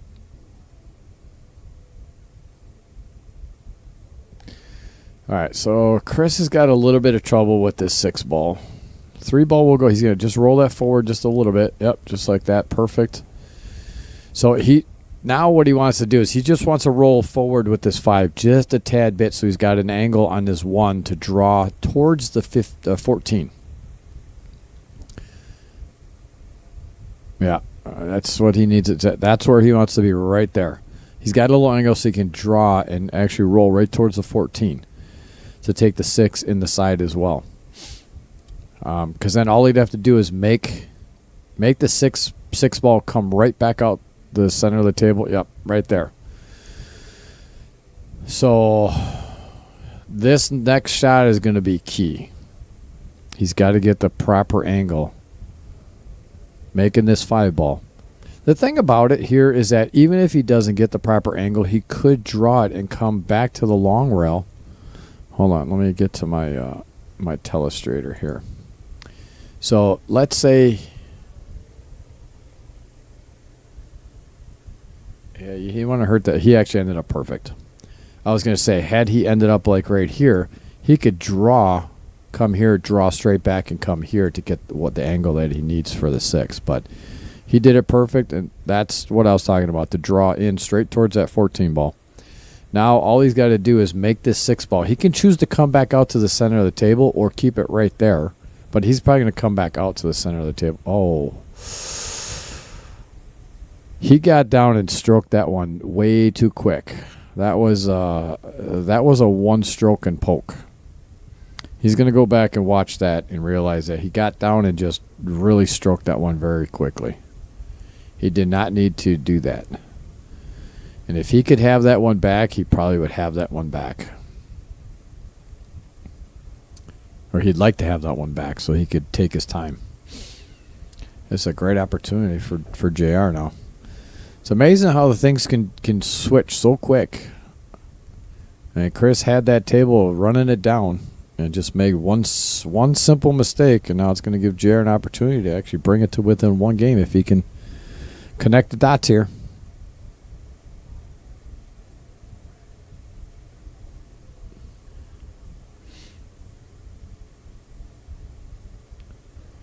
He's going to leave that 10 ball for last to get on the 8 ball.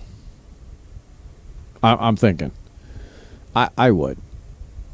Except the 11, well, the 11 ball is going to be a little bit of trouble for him, though.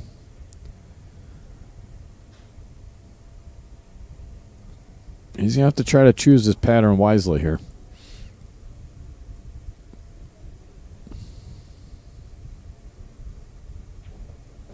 He struck that very well.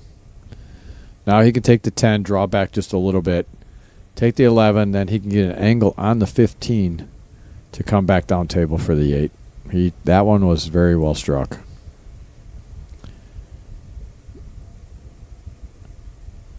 Another shot nicely done. I don't think he wanted to roll forward on that, but it's okay. He's still okay. So the problem is now with the angle that he has, he wants to stop it right there, but he doesn't want to be on the rail. The last thing he wants to do is get on the rail, because then it's going to be harder for him to get the English to get down. Not that it can't be done. Okay, that was a smart choice, because now being on the rail, all he has to do is he's got natural shape, make this ball come out to the middle of the table for the 8 in the corner.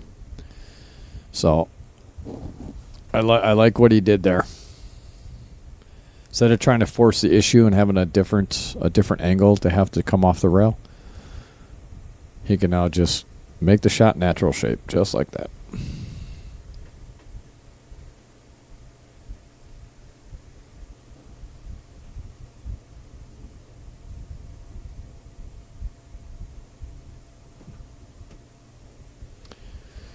Yes, sir. Have a good night as well. Appreciate it. It was fun. You guys had a good match. Tony, yes, there is a... Ooh, all right. All right, he completed that one. Tony, there's a bracket. If you go to digitalpool.com, and then the very top, there's a tournament tab. Just hit the tournament tab, and then you will see a magnifying glass type thing with a box. Just in the box, type in Ramstack and hit that magnifying glass thing, and the first tournament that pops up should be 2026, Ramstack's 2026. And just click on that, and then click on the bracket, and you should be able to see the bracket with all the live scoring that's going on right now. We got 2 other matches, or no, I think the other one was finished. So there's only 2 matches going on right now. The hot seat match, which is this one right here. And we also have Dan Ramstack is playing against Joe Inya for the 5th, 6th spot. I don't think the other match might still be going. I don't know.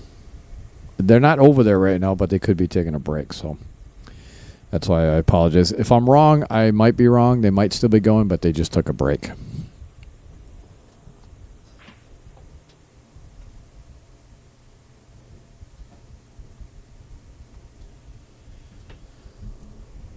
Yes, JR. Phantom Tax, which is JR's fiance. It's like, go JR. He is coming. He brought it back within 1. He was down, I think, 6-3 or 6-2, maybe 6-2. Might have been 6-2. Now he's brought it back to within 6-5. And that is due to, unfortunately, Chris making some errors. JR did make some great shots to get out, but it's all about the simple little things.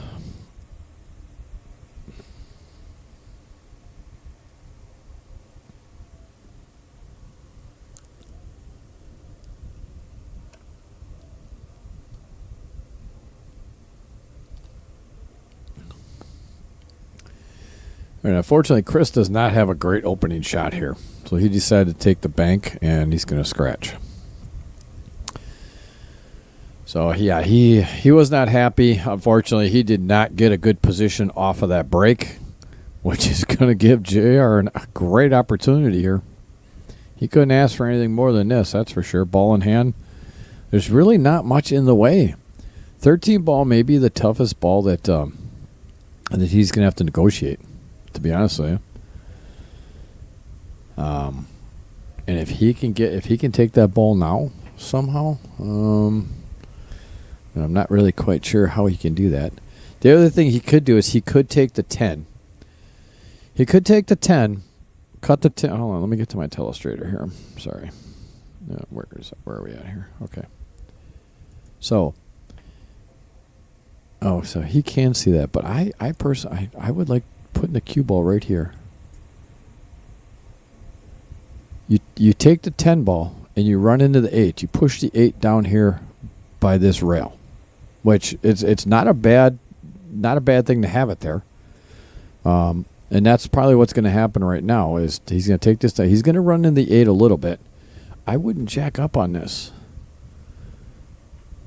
Yeah, see, but now you push the 8 down towards the 5. Now it's going to be a little tougher. You're going to have to get a really good angle to make sure you get on this 8 ball, which I would leave the 14 ball for the 8 so you can get down in the right spot. So I would take the 9. Take the 9, float up. Float up. If you can take the 11 and then the 12.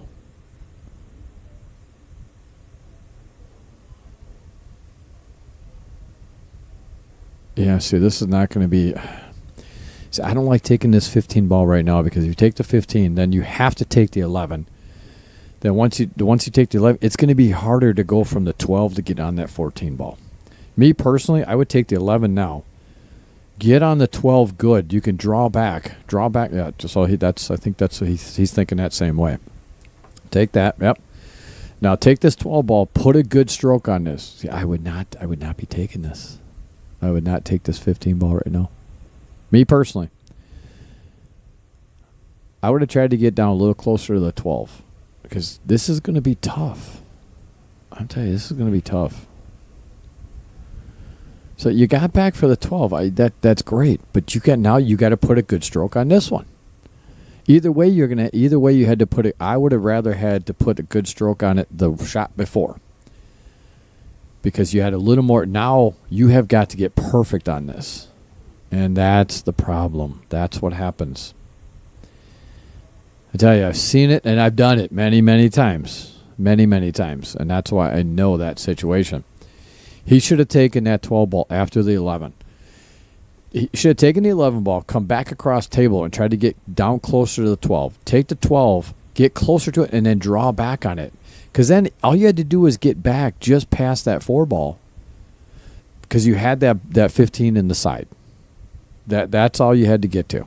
That's my personal choice. That's what I would have done.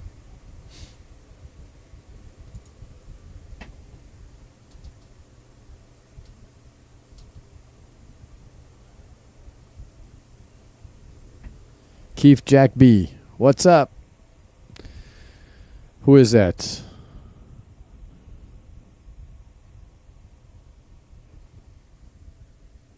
Yes, sir, Tony. Glad you found it. Yeah, it does look like Dave Searing and Jason Lichtwald are still playing right now. They must have taken a break, so they're back at the table playing their match. I don't know what the score is. You guys probably know more of the score than I do. Looking at the bracket.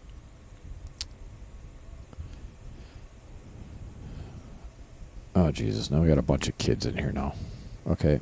Where's Michelle? Guys, can you...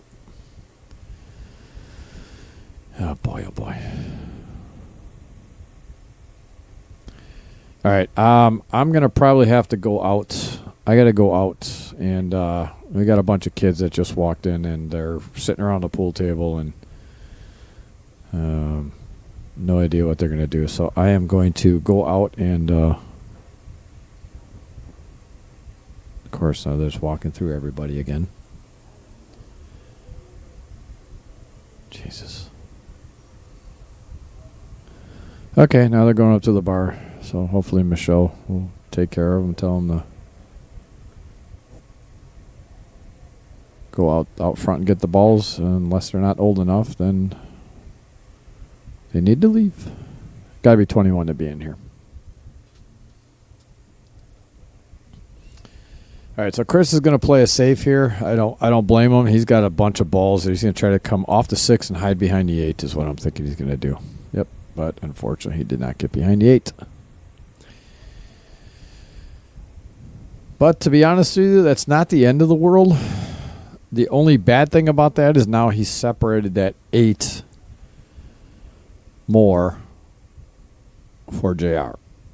So now it's going to be a little easier for him. He kind of pushed that 8 a little bit, so now he doesn't have to get as good as position as he had to before.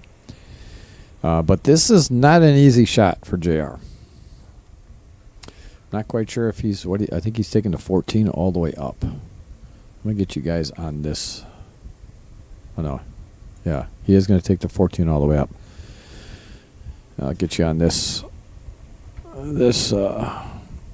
camera angle here. Will give you a good indication. You can kind of see and watch if he makes it or not. You can watch it go right in the pocket if he makes it. And he drilled it. Wow. Very nice shot, JR. That was phenomenal. Nicely done, sir.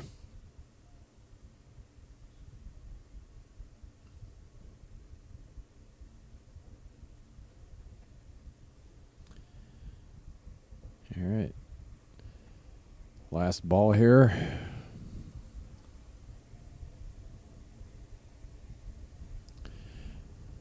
Very nicely done.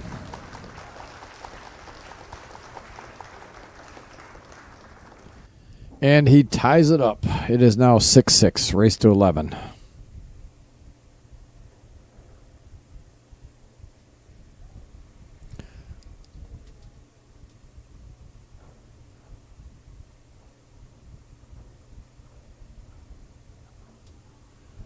Thanks, Maria. So Jason Lichtewalt is up 5-3 on Dave Searing, and Dan Ramstack is up 7-6 on Joe. And it looks like Joe is up at the table right now. I'll get you a room view here.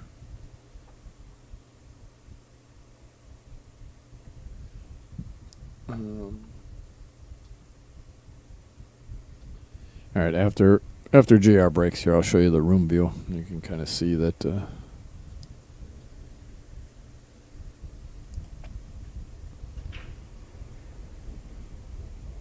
Very nice break. Wow. Geez, 4 balls. 5 balls on the break. 4 balls.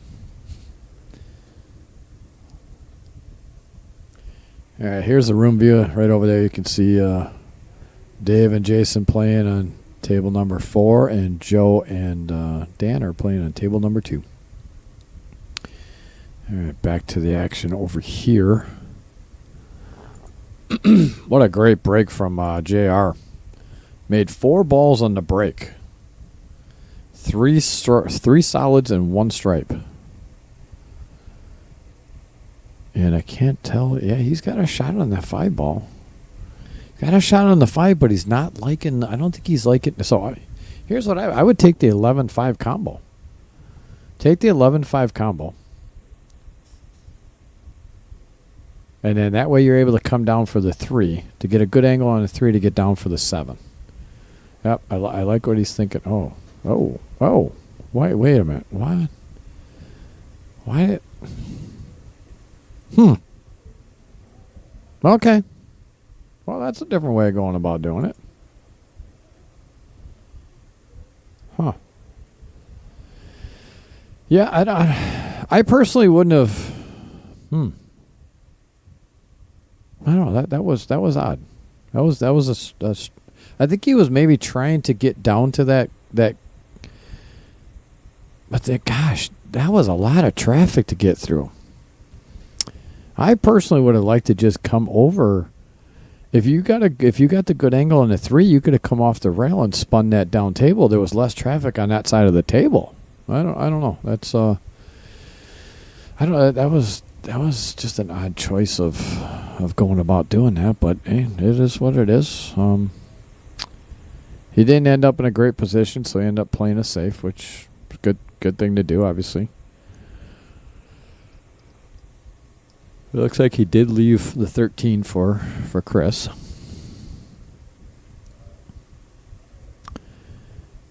All right. Drilled it.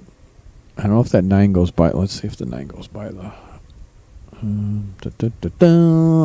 Oh, geez, I can't even tell by that angle. I don't know if that 9...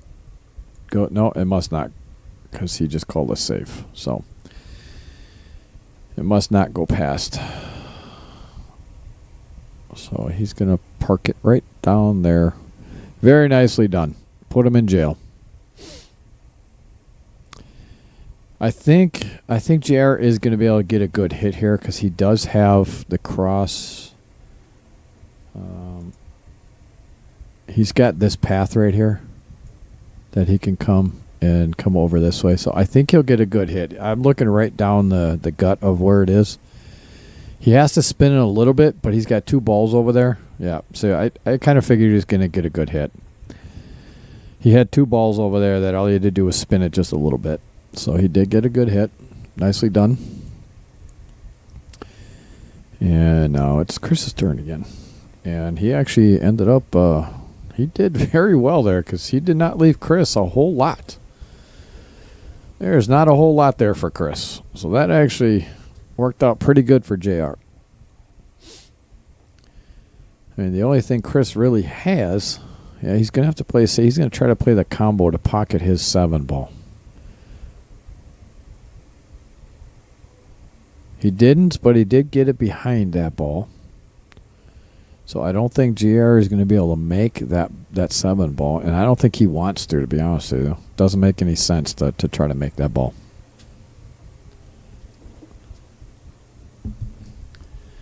There's no reason in the world that he would want to try to make that 7 ball. This is a good shot right here.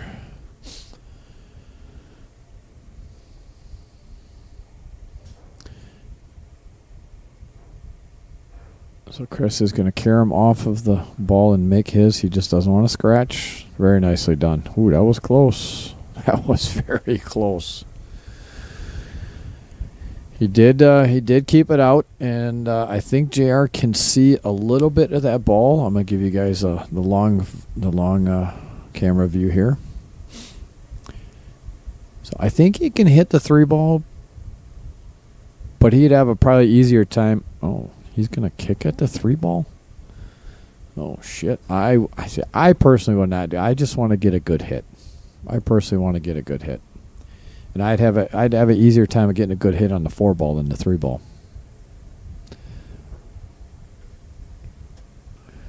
Well, he did absolutely wonderful. He got a good hit. As he was maybe trying to make that ball. He did great at getting a good hit. That's mainly what you want to try to do is just make sure you get a good hit. Just so you're not giving ball in hand. And good things happen when you get that good hit.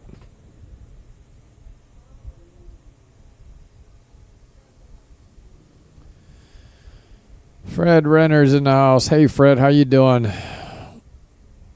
How's everything going with... I haven't really been on social media too much. How's everything been going with the foot? Or is it the foot, right? Yeah. Or is it the whole ankle? I think it's just your foot. But hopefully things are going well with your foot, Fred. I haven't been on too much to see any updates. Excuse me. Sorry. Oh, looks like he left that shot for JR. Oh, he did. Oh, man. Wow, he just missed that shot. Had he made that, he would have had the 4 and probably been out. Gosh, I didn't think he could see that, but thought Chris stuck him.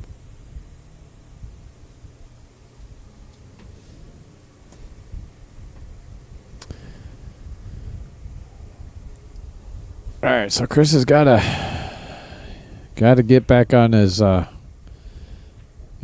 horse here. He fell off of it for a little bit. That was a very nice shot there. He did not get that 12 ball hooked up. So now I would take the 9 ball. Oh man, that's 9 ball. He can't get a good angle to stay on for the 14. So I take the 9 ball, come out a little bit, take the 12, and then the 14, and then come back over for the 11 on the opposite side. Or, I mean, the other thing you could do is actually, you know what would be easier? Take the 9 ball, follow it up to right over here. Or even a little further, like here. And then he can actually take the 11 ball, roll the cue ball up to here for the 14 ball, and then come out for the 12 and then for the 8. So all he's got to do is roll this forward. He's got a slight angle on this, but he can still roll it forward. Yep, just like that. Yeah. See, I personally would have rolled forward for the 11, but he just kept it there for the 12. And I know what he was thinking is that he wanted to leave the 11 because of where the 8 ball is. But honestly, if he would have played that correctly and got on the 11, came down far enough for the 14, he would have had a very easy time getting on. See, like that right there. That's a shot he could have played to get on the 8 ball from the 12. So now he's got to make sure he puts enough English on this to not scratch in the other side pocket, but he's got to get over there. He did. You know what? He hit that really well. I guess, who am I? Again, everyone has their own patterns that they like to take, they feel comfortable with. Me personally, I would have just gone the other way, but that's just me. Oh, no. Oh, no. Again, he got down very quick and one-stroked and shot. He's going to go back and look at this and think to himself, man, I got to stop. He's rushing a little bit. And you can tell he's a little frustrated with himself. But he's got to make sure that doesn't get in his head, because that'll kill him. That'll kill the person. Not literally, but that'll kill his game. That'll kill someone's game. So, hey, everybody's going to miss shots, but try to understand and realize, hey, why did I miss that shot? And just go back and analyze just a little bit. Not overanalyze, just analyze it and say, man, what did I do? And think about it. That's why a pre-shot routine is so important to me. So important. Because if you follow that pre-shot routine every single time, it gets you in that same frame of mind, and it gets you not rushing anything. Every single time I go down for a shot, it's just like when I'm golfing. Every time I'm golfing, I have the same. Wow, JR hit that very well. Very nicely done, JR. I have the same routine that I use in golf when I step up to the ball, whether it's hitting the ball or putting the ball. Same routine every single time. And that's what you need in pool as well, because then it alleviates that whole getting down and one stroke and shooting. You know what I mean? All right, that is going to give JR his first lead of this match, 7-6. Race to 11. Winner break, so JR will be breaking. And we are set for rack number 14 coming your way. Again, thank you all for tuning in here to Outer Point Streaming. I know it's late. Trust me, I'm feeling it. But we appreciate you sticking around and helping me stay awake with all your wonderful comments. And I certainly appreciate it. We are here at Hollenbeck's Q Club in Sussex Bowl in Sussex, Wisconsin. Please do me a favor, smash that like button up for us. The more likes we get, the more we get referred for people to watch us, and I appreciate you guys so much for doing that. Okay, JR up to break. Rack number 14. Before I get a pillow and fall asleep.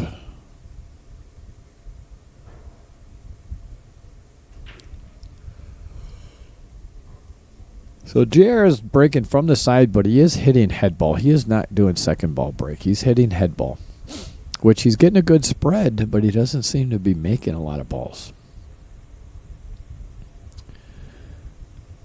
I know he made, 5 on the last one. Now he dry on this one. I think he dry on the one before that. So, I mean, obviously it's breaking is a crapshoot. It's just, it's all about how if you put too much spin on it, the balls react differently. If you hit it solid right in the middle, they all spread how they're supposed to. But if you put any spin on that, they're going to react differently.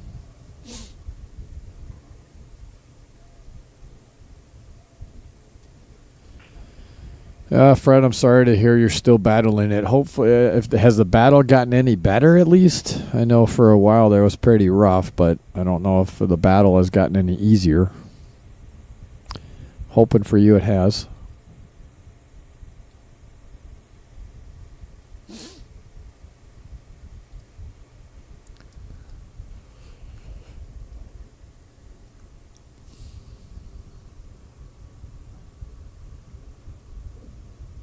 Oh. See, I think Chris is getting a little frustrated with himself now, and he shouldn't. That's a thing that'll kill your game. You cannot get frustrated. Yes, you can be upset you missed a shot, but you have to have amnesia. You have to get over that. Let it go. Focus and get back to doing what you know how to do. Because it can be it can get the best of you at times. Trust me, I know. Ooh.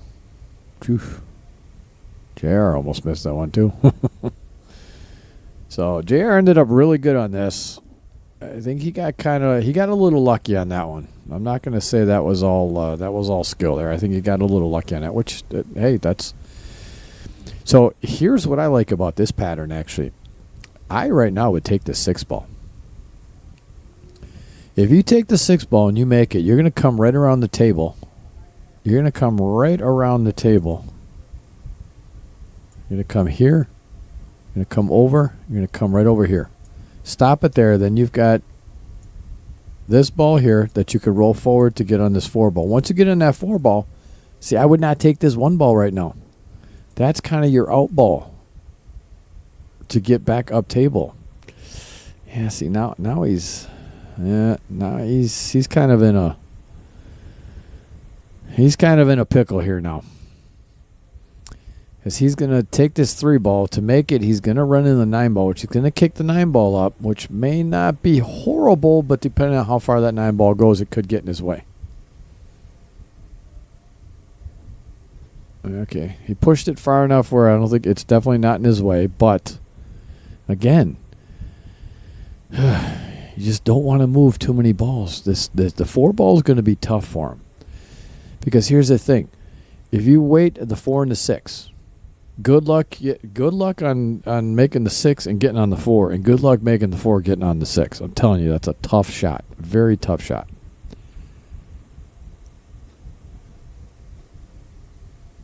So I like what he did there. I think he knew that too. He knew that too. So I think he tried to make sure he got on that 4 ball right now. So he's got to be careful on this. He's got to put a good stroke on it, because if he doesn't, he's going to run the 13 ball. Oof. Yeah, you hit it too hard. Hit it too hard. Yeah, he needed to put a good stroke on it, but not hit it so hard. Because that good stroke got him past the 13 ball. It got him to miss the 13, which he needed to do that. But at the same time, he hit it too hard because he needed to stand that end of the table. And that's why I like the route, that pattern that I showed you before. I like that pattern where it was there. Take that 6 ball, come around, get those 3 balls out of that, because those are your toughest balls to get to. He could have gotten on those. Oh, he's going to try to cut this. Oh, he's got to hit this ball so hard. Yeah, that's unfortunate. That's unfortunate. He hit that well, but unfortunately, there's a lot of traffic to get through. And that's what happens sometimes when you get yourself out of position and then you have to overcompensate and hit a ball harder because you have to cut it more. So he definitely is not he's not going to be happy with himself on that one.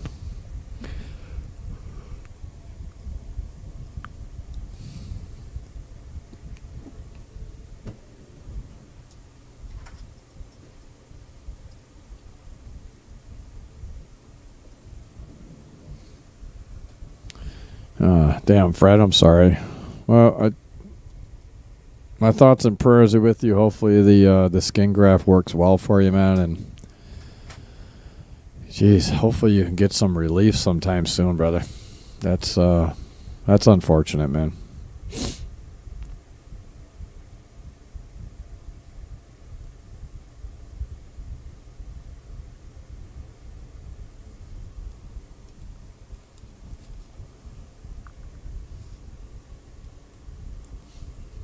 All right, so JR is going to try to backbank this into the side pocket.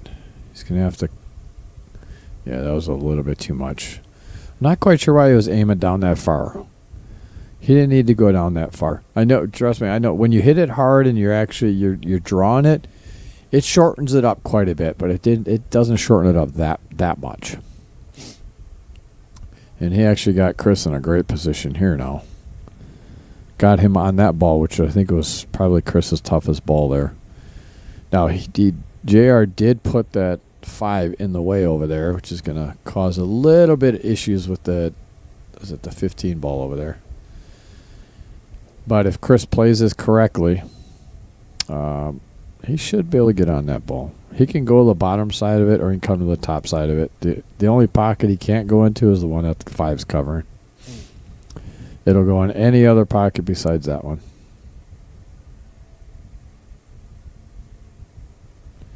And that's kind of exactly where he was looking at. If he can end up for the 13 ball somewhere in this area right here would be ideal. Because then all he'd have to do is hit this ball and draw straight over to this side right over here for that ball, the 15 ball. So yeah, and see, that's where he's pointing. See where that's exactly where I had that circle is. That's where he wants that ball so he can slide over. If he can get there now on this 9 ball, that would be ideal because then he can save that 12 ball just in case he doesn't get over far enough. No, that's going to be on the rail. That's not going to be good. That is not going to be good. He's not going to be happy with that. I personally would just play it safe right now. Honestly, I don't even mess with it. It's not even you're on the rail. You're going to be jacked up. You're going to miss that ball and then come around and give him perfect shape. Just play safe. Run right into the 12 ball. Right here. Run right into the 12 ball. Run that 12 ball over, but get it off the rail. Do not let it sit on the rail because that's a bad spot for that to be in. Okay, well, he played offensively. Hey, that was a great shot too.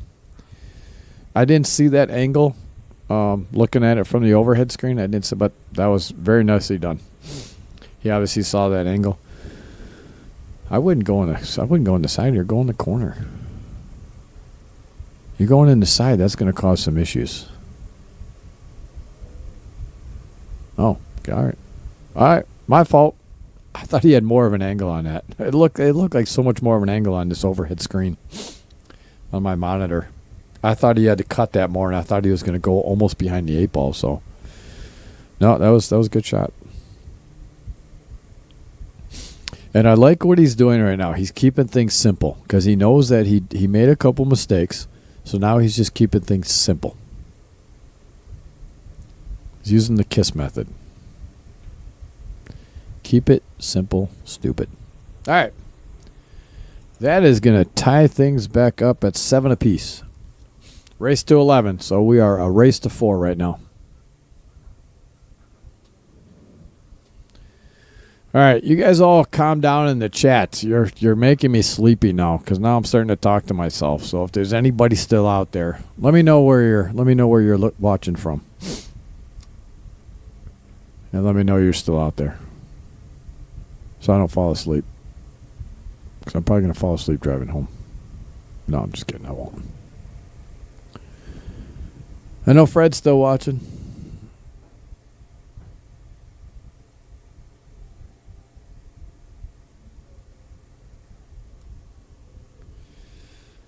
All right, Chris ran over to get something. I think a drink of water. All right, he went over to get a drink of water. I'm actually going to go out and I'm going to get a Red Bull. I need to pipe myself up a little bit. So I will be right. Oh, wait. Oh, hey, we got some comments coming in.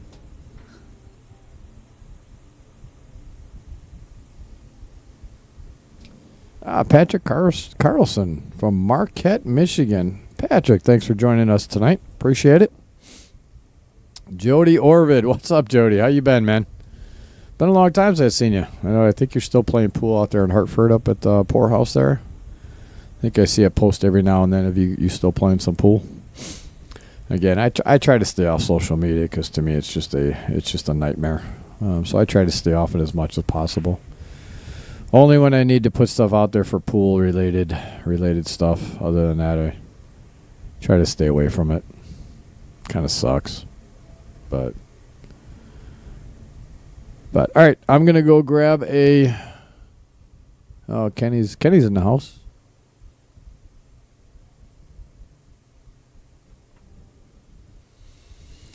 Yeah, Kenny. Kenny, you shot well, man. You shot well. You lost your first one, won your second one, and lost your third one, I think, right? But you won quite a few games, man. Should just oh man, that's not what he wanted. So you're proud of what you accomplished, and how you played, man.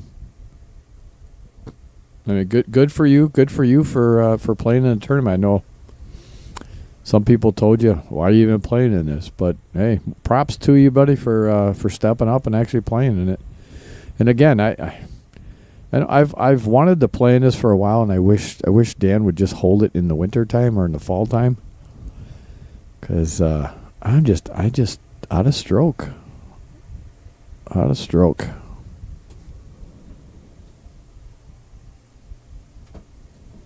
Ashton says, "Let's go, Dad." So you must be his son.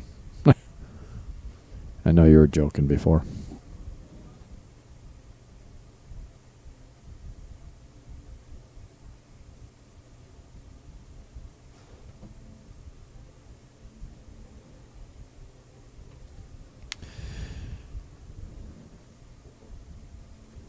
Phantom Text, which is JR's fiance, she's watching from bed. You waiting for him to come home? Well, at least you know where he's at, right? Yeah, Kenny, you are getting better. Biggest thing, Kenny, is the head, man. Sports are 85% mental. You keep positive, you'll start to do better. As soon as you start thinking negative and talking about, I'm going to sell my cues and all that stuff, that's when things kind of go downhill, man. So just keep up the positive vibes, Things will get better. Just keep practicing, and next thing you know, you'll start to see more improvement. So again, biggest thing is your head, man. Keep it in there and you'll do just fine.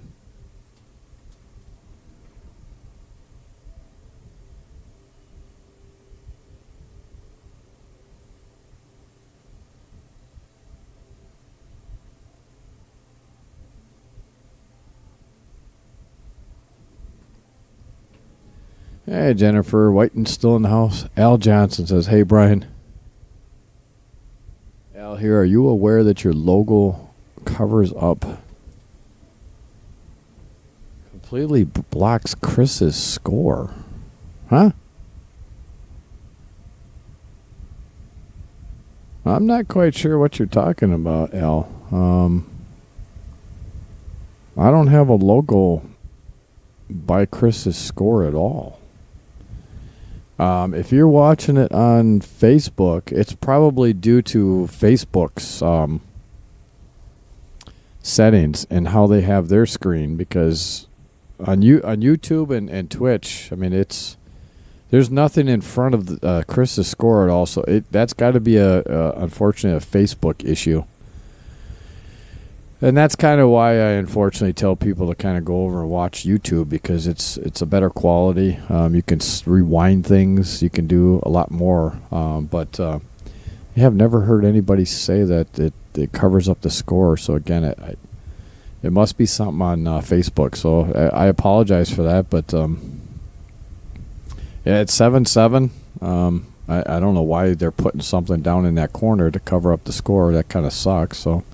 But thanks for letting me know. I'll have to maybe go and check it out and take a look at what you're talking about. So, sorry about that.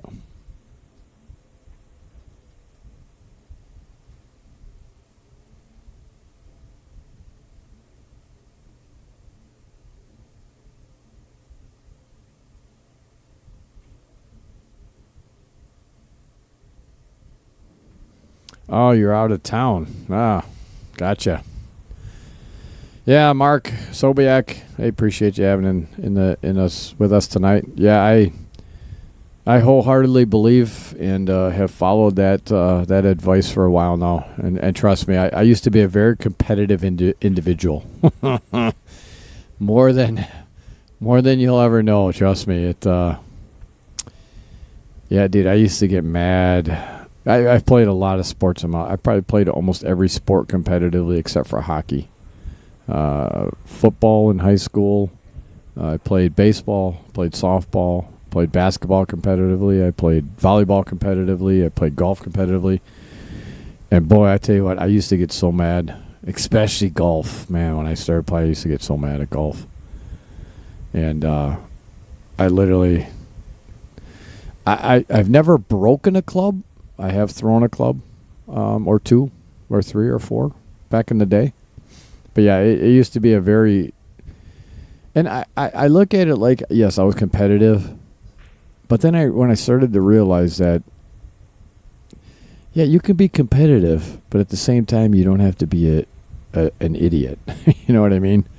You can be mad. You can be mad that something. Wow, what a nice shot by JR. That was a beautiful shot. Made that and actually broke everything up. That was a wonderful shot. Got to give you props for that one, JR. But yeah, Mark, God, I used to get so mad at it, and it was not ugly. It was not cute. It was ugly, and I look back at it and think, gosh.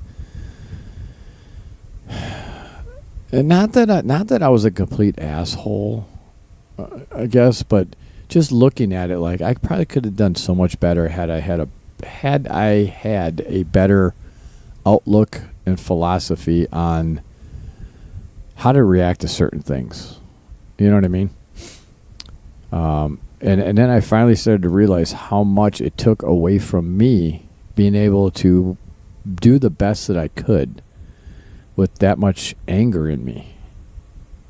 And it just made my game go down. And if more people would realize that, I think it would really help them out. You know, it took me a while. Trust me, it took me a while. Oh, that's unfortunate. God, JR did a wonderful job to get out of that rack, and unfortunately just made one simple mistake right there. He had the lead for the 9 and could have finished this rack, but he just one small mistake. That's unfortunate because he played this rack out real well. But, yeah, you know, you live and learn, and eventually I ended up growing up and figuring it out. But yeah, it is what it is. Oh, man.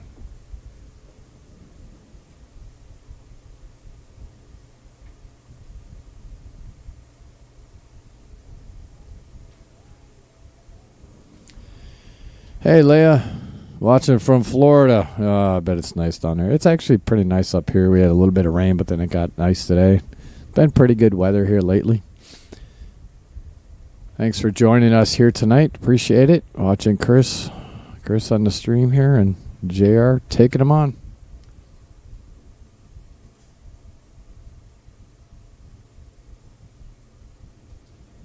No, Kenny. If they're finishing the tournament, they're finishing without me here. Because it is 12 o'clock. By the time this match gets done, it's probably going to be close to 1 o'clock, and I am going home. So if Dan wants to sit here and play till 2 o'clock in the morning, he can be more than happy to do that. But I am not. I'm heading out. All right, JR finished that one. Takes the lead again, 8-7. And again, Chris, kind of walked over and is off to the side over there. He's kind of stewing in his a little bit of his anger, which I get it, But again, if he were to just realize, hey, you know what, we're human, we're amateurs, we make those mistakes, and he's the one that wanted to play this tonight. But I think more than he knows, fatigue is a huge factor in making sure that you played at the top of your level. And when you're fatigued, you're not playing at the top of your level. I'm telling you right now. It's a grind. These pool tournaments are grinds. And that's why I asked Dan. I said, "Hey, do you want to just let the hot seat match wait till tomorrow? Let those guys get some rest, go home, and come back fresh in the morning." And Chris said, "No, I want to play tonight." He was adamant about doing that. And I hope I get it. I get it, because he knows he's been playing well. He's been playing well all night, and he feels like he's on a roll. But then all of a sudden you get to that point where you make a couple mistakes, and fatigue plays a factor in your anger late at night when you miss a shot. It affects you more. If you have a fresh start in the morning, that goes away. Then if you miss a shot, you can handle that a little bit better. I know from experience. So, but then who knows? Maybe he's not fatigued. I don't know. But I'm just saying that it's my observation. JR did dry break here. Going to give Chris an opportunity. I'm assuming he would like to take stripes here. I would love to take stripes as well. He doesn't have a great opening shot. He can cut the 10 in. And still end up okay. He'll come straight down table, and looks like that's what he's going to do. He just doesn't want to hit this too hard. And he did not really want to hit the 8 ball.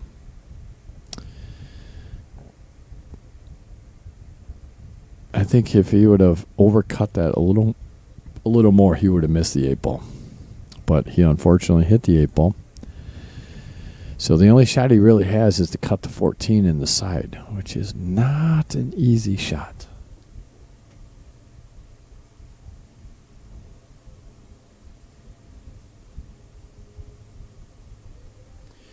Dean Lamthorpe. Thanks, Dean. Appreciate it. Said the stream is perfect. We can all do better at times, but I appreciate the words.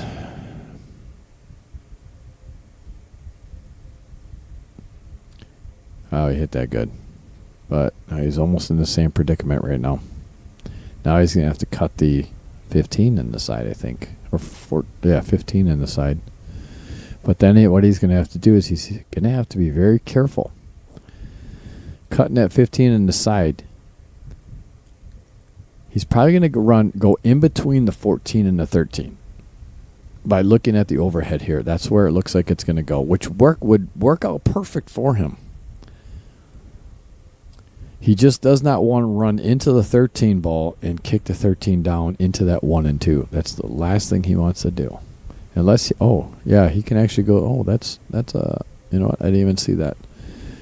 He's going to take the 14, which is actually a good shot. Nicely done. And he came out perfect. Came out absolutely perfect right there. Take the 13, stop that ball right there. Take the 9, 11. Unless the 15 passes, I don't know if the 15 passes the 7 ball. The 3 and the 7 down the corner. If it does, he could take the 13, 9. I think Chris is trying to get a little too fancy here. I don't think he needed to do that. He's putting a little unnecessary spin on the ball, which he didn't need to do. I would have rather actually come straight back up table to have an angle on the 9. He tried to get a little too straight on the 9. And I think it kind of worked to his disadvantage, to be honest with you. Because now he's going to have to draw straight back. And draw is one of the most inconsistent English. The most inconsistent English. when it comes down to making a shot. Top, you can control a lot more. Side spin, you can control a lot more. Draw, you can't. It's the hardest one to control distance-wise. So if he had left himself in the middle of the table, he could actually use the rail with some side spin or a little bit of draw to come back down to where he needed to. So right now, I think his dilemma is that he's so straight, he's worried about drawing back. But honestly, just take the 9, draw back. If you draw back too far, you can take the 15 on the side. If you draw back to about where you're at, you can take the 11 and then just come around for take the 50. Yes, like right there. You take the 15 in the side, come around 2 rails for the 8 in the corner. The 8's pretty close to the corner. Not much to think about. I don't. Okay. Well, that'll work too. I think he got too straight on that 9 ball is why he then ended up going this way. Which, now I agree with him here, but now he's just got to be careful. He just doesn't want to. I would just slow roll this. I wouldn't even come around 2 rails now. Slow roll it. Oh, wait, what? What are you doing? If he takes that 9, Chris, his fatigue is setting in because there's no way he should be taking that 9 ball.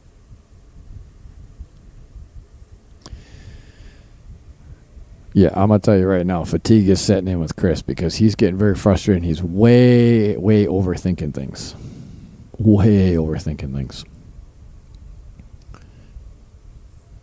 If you have a little bit of an angle here, just draw it. Just draw it. Draw straight back. It's going to go right towards the 9 ball with this shot. And the 8 ball is, am I not seeing another stripe on the table? Oh, this is not the right shot. What is he doing?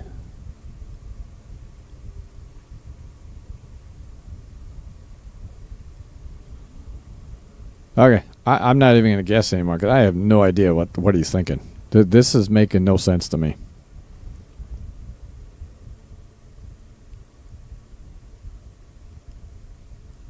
Uh-huh.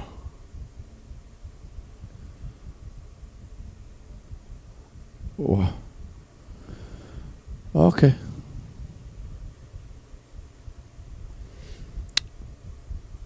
All right, I'm going to just talk to myself because I don't know what's going on here. None of this is making sense right now because this is a 2 ball out that's easy as hell.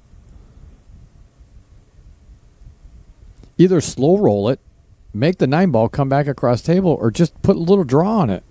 That's it. Oh, Jesus. What is going on here?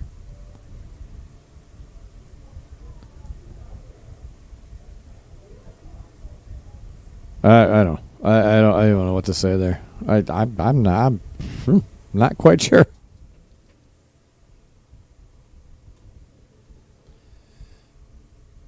Hey, what's up, Anton? It's not the finals. No, it's the final match to get to the hot seat. So it's a final match of the winner's side. We still have some loser side matches that are going on. Actually, one going on right now. Jason Lichtwald and Dave Searing are completed. I don't know who won that one. So the winner of this will then go sit in the hot seat, waiting for everybody to come back through the B side. So, wow, that was a strange twist of events there. I'm not quite sure what Chris was thinking and why he. If he was worried about going into that, just slow roll it. Just slow roll it because then you still have an angle to make the 1 and come back across table. But what he did there and hitting it so hard, that to me just made no sense. I'm not quite sure what he was doing there, but I don't know. I mean, if he felt that strong about it, he could have overcut it, cut it to the side of the pocket, and actually went 2 rails to come around for the 9 and been perfect. Yeah, I don't know. That was really strange. And again, I don't know if it's fatigue or what, but all right. So JR looks like he's going to take a combination here. I don't know if I would take the 5-7 combo. I'd probably take the 3-7 combo because just in case you miss it, you have a better chance of putting the cue ball behind the 4. See? This is what I'm talking about. So now all Chris has to do is just make this 9. Make the 9, it's going to come back out to the center of the table. I would have gone with the 3-7 combo there. Because had he missed that, the cue ball would have been over. Probably would have ended up right over here, which would have been behind the 4 ball. But again, look, I'm not sitting there playing. I haven't played all day. So I know I can say all these things. And see, yeah, Chris is just not. He's not stroking like he was before. He is not stroking like he was before. I'm not quite sure what's going on, but I don't know why he put spin on that. He didn't have to put spin on that. All you had to do was just make the ball. It would have come straight back across table. And, if he felt that there was a little, that he had to hit a little, center ball would have come back across the table and back out to the middle of the table. Yeah, something strange is going on. I don't know if it's the water, something in the water he's drinking, but something's going on here.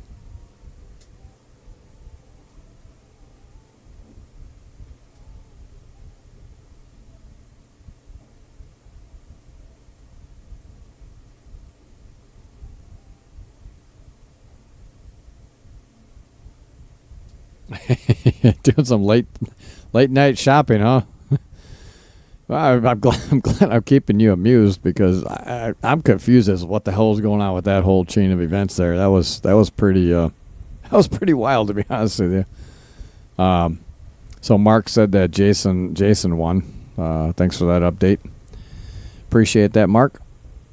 So Dave Sirian is out in 5th, 6th place, and Joe Inya and Dan Ramstack are playing for the other 5th, 6th place.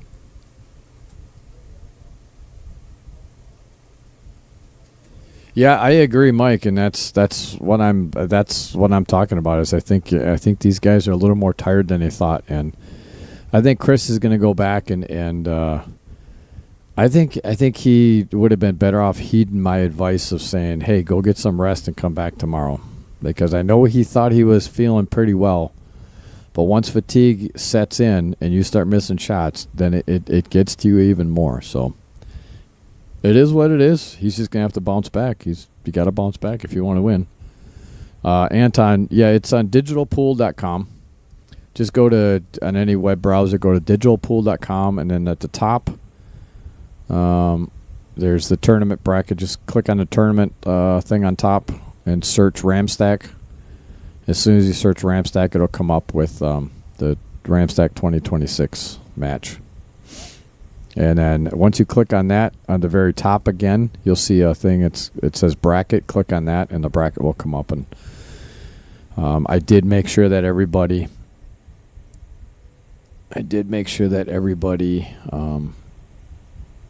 is using their phones to score, so that all the live scoring is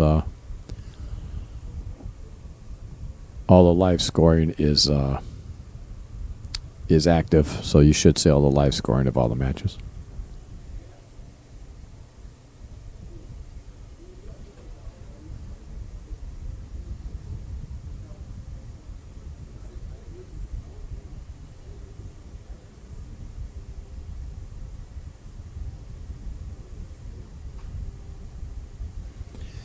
All right. Not sure what was going on there, but there was some confusion as to if JR knew that they... So JR made a ball, but called safe. I don't know if Chris heard him. I don't think he heard him call the safe or see the hand gesture. But then JR wasn't coming up to the table, so Chris had to tell him it's his shot. I don't know. I don't know what the the deal was there, but JR's back up at the table with ball in hand. He's able to get his trouble ball out of there. And he said, take the 5 ball, come down. You got to get a good angle on this 3 ball. Come back down to the center of the table. Don't get straight on this, because if you get straight on this, yep, just like that, perfect. Absolutely perfect. Now you can just natural shape, make the 3 ball, come back across the table for the 6. And now this, it doesn't matter if you get straight on the 6 or not. With the 6 being frozen on the rail, he does not want to be on the rail, though, below the side pocket. Because believe it or not, oh boy. Oh, you just don't want to be on the, yeah. Oh, God, that is so close. That's what you did not want. You did. Now, it's a bigger pocket with the 9 ball down there, but he did not want to be straight on the shot, because these are not, he hit it well. He hit it well.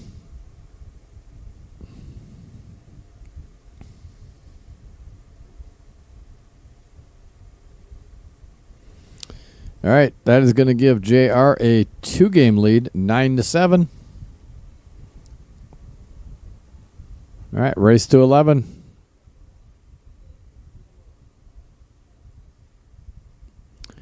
Rack number 17 coming your way. No, there are no breaks right now. If they decide to take a break, I am signing off, folks. I'm not going to sit around for any more breaks. Sorry. Ain't happening. All right, get you on the long view here for the break. JR to break in this winter format break, or is winter format tournament? Oh, Jesus, winter break format tournament. Can you tell I'm tired?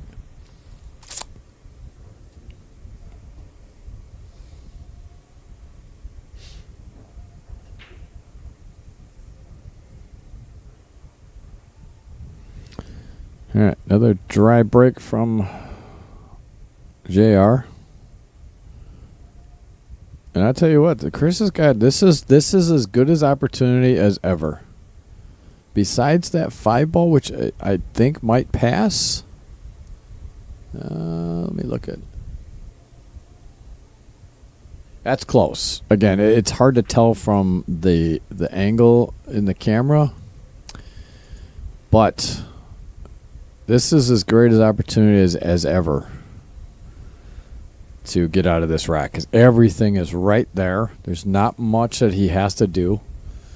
As long as he gets the correct angle on these balls, they're all pretty much set up where he can run this table.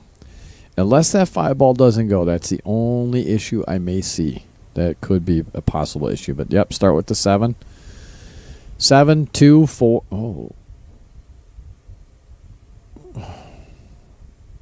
Okay. I'm not going to bother anymore because I don't know what. Yeah.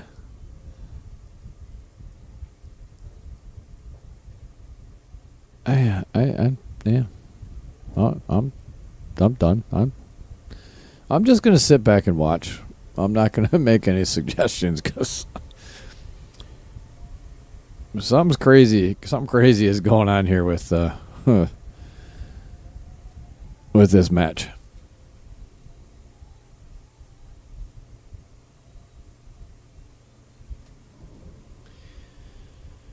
Yeah, Diesel, I feel like it is my first time talking. So I'm so fucking tired from commentating. Uh-oh. Yeah, I'm real. I don't even know what to say anymore. I'm just gonna leave it as I'll let you guys watch. I'm not gonna even make any suggestions anymore because I'm not quite sure what Chris is doing here. It's like he's just swinging for fences and on every shot. It's unfortunate because he was playing so well in the very beginning. He was playing so well. It's just like he got frustrated and kind of lost his stroke, and now he's just. That was a great shot, but unfortunately, it didn't do him any good because now the 8-ball's tied up and his 5-ball's tied up with the 8-ball. So I'm not quite sure what's going on here. I know he's frustrated with something because he kind of got a little angry with JR for something. I'm not quite sure what, but he's got to learn to just keep those emotions in check. It's not worth it.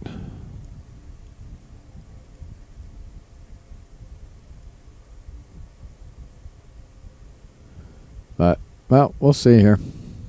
All right, he unfortunately missed that shot. I know he was trying to make that shot and come around and run into the 10 to break up the 5 and the 8, but unfortunately missed the shot. So, yeah. Now we'll see if JR can do something with this. If he can do something with this, it'll put him on the hill.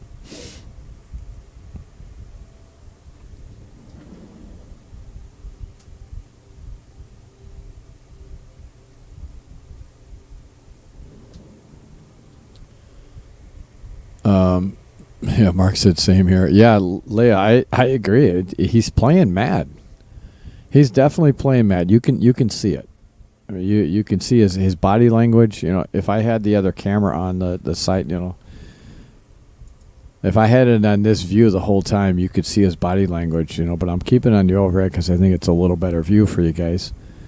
But you can tell by his body language that he's mad about something, and it's unfortunate because, like I said, he was playing so well in the very beginning of this match, and he's been playing so well all day today. And I wish he had taken my advice and waited till tomorrow and went home and got some rest, because I think fatigue has set in.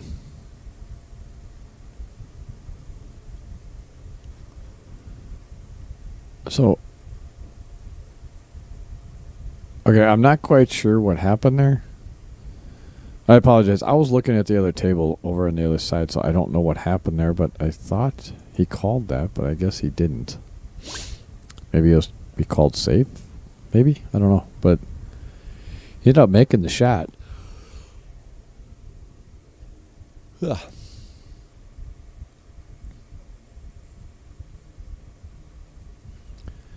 I'm not quite sure why he's jacking up on this. I wouldn't jack up on it.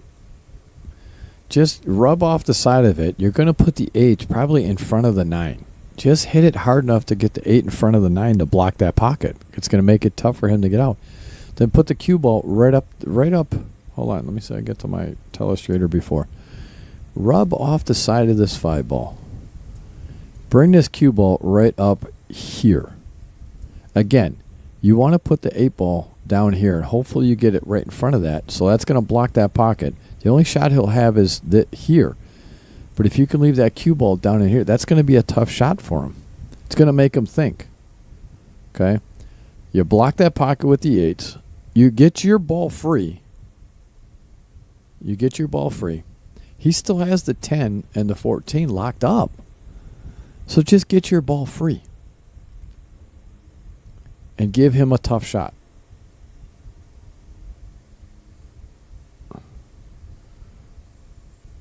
So he's going to try to kick off this rail and hit the 3 and just get a good hit, which he did.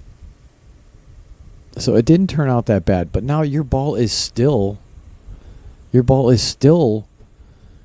horrible shape, and you have the 10 and the 14 ball of your opponents locked up. That didn't make any sense to me.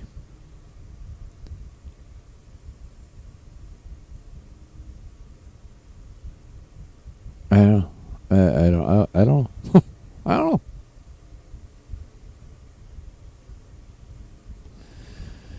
I don't like what JR did there, because now he put his 14 ball in even more of a jail now. So now, see, Chris had the perfect opportunity to get his ball out in the open. 8 ball down. to block that pocket.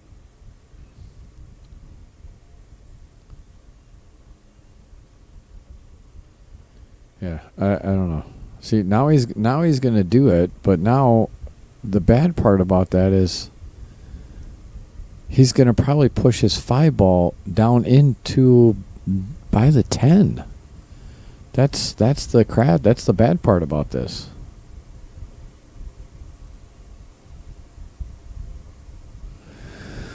All right, so it looks like Dan Ramstack ended up beating Joe Inya. So that match is done. So now we're just waiting on this match here. He better hit a rail. Better hit a rail. And it did not. Yeah, I'm not quite sure what's going on with Chris here. I think his emotions got the best of him, unfortunately, because he was playing so well. He was playing so well, and now he's just not thinking properly with his decisions, unfortunately. All right. If he goes home, get some rest, come back tomorrow, and work his way through the other side of the bracket, I guess. I mean, it's not over. I'm not saying it's over. That's not what I'm saying at all. But by his reactions and how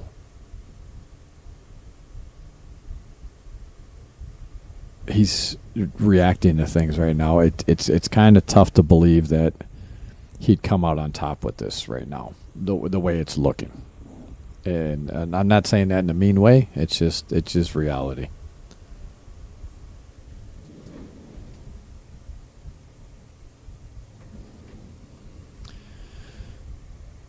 Yeah, Leia, I totally 100% agree. And again, it's not trying to beat a dead horse, but it's unfortunate because he was playing very, very well.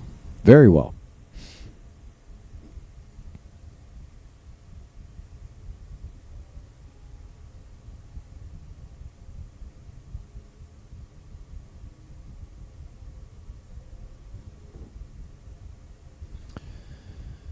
All right, so he called a safe. He made the indication for a safe, so I think he's just trying to get a good hit, I think, on the 2 or the 3.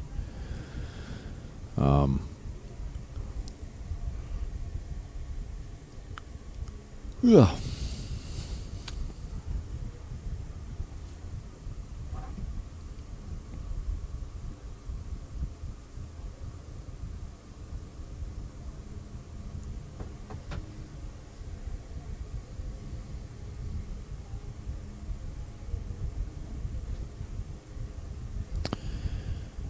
And yeah, that's unfortunate. Made a good hit, but came off the side of the ball and scratched.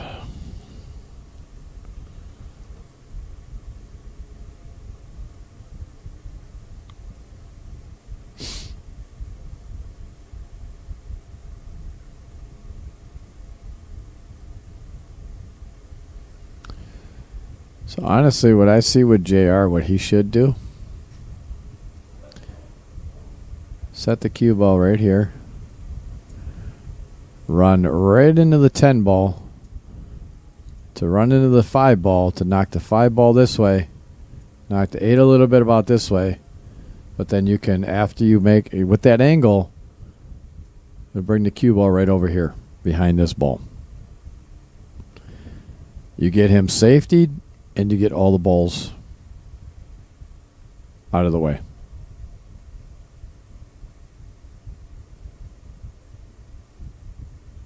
That's not a bad option too, but I think Chris is going to get a good hit here. That's where I see the only issue with that particular shot. Is I think Chris is going to get a good hit here because he's got 2 balls right down here, and one's very close to the pocket, so he could come close to actually making this.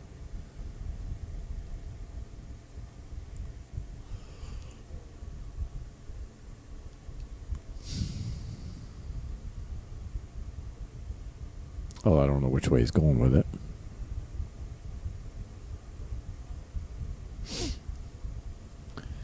So it almost looks like he's planning on going 2 rails this way. I personally wouldn't. Well, who am I? Great shot. Great shot. I personally would have gone this way and down because you have a chance of hitting that ball and you have a chance of hitting that ball. This way, the way he went, you had a chance. He came very close to hitting that ball right there. He didn't though. He hit that very well executed shot. But I'm just saying, just me personally, that's the way I would have done it, just to make sure I got a good hit on one of those two balls. And it's almost a 95% guarantee going the route with the short rail up that you're going to get a hit on one of those two balls.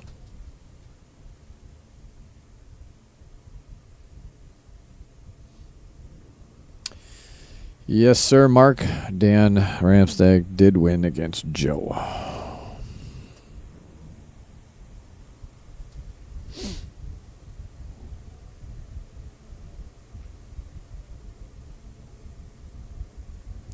Oh, wow, look at this.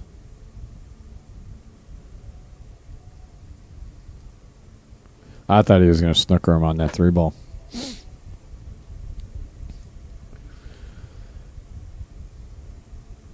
So JR really didn't lose much on that due to the fact that the 5-ball and 8-ball are still tied up. Now, unfortunately, this 3-ball does not go anywhere. I don't think it goes past the 9 down here. Even looking at this angle here.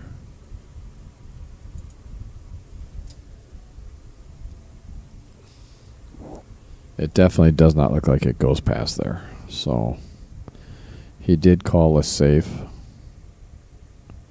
Ooh, this is going to be rough. See, that's the shot I wanted him to do before.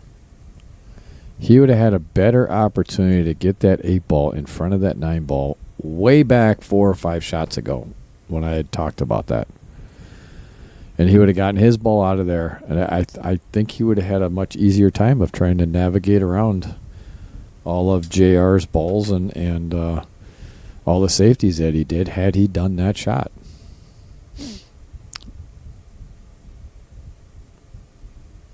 JR's got to be, just got to watch a scratch here. Okay, he didn't scratch. But I think he got away with that one again, too.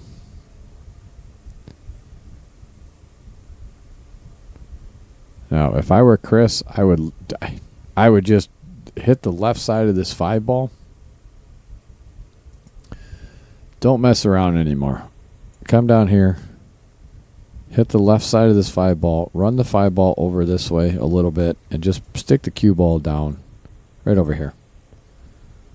You may run in the 5-ball into the 8-ball trying to get the cue ball down in that particular spot, but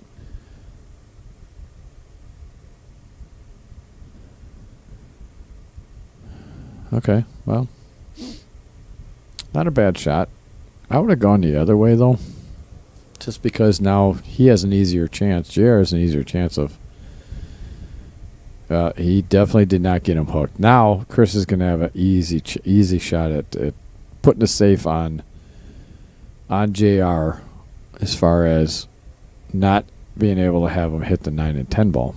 He will be able to hit the 11 ball, but he can't hit the... I think he can hit the 10, just a little edge of the 10, but I don't think he's going to want to do that. That was a good shot by Chris. He wanted to, so he can see the edge of this, but here's the thing. I don't think this is going to be good for JR. Because, now he just left it out. That's why I didn't like that from JR. I would have rather had JR from this point here come down, come off of his ball, come over here, and put the cue ball in this spot right here, just to make it a little tougher.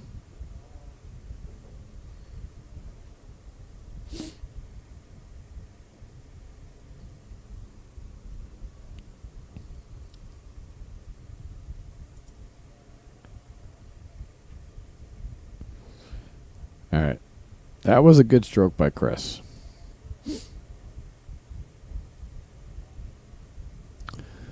All right. That's going to put Chris up one game, 9-8. Get him one game closer.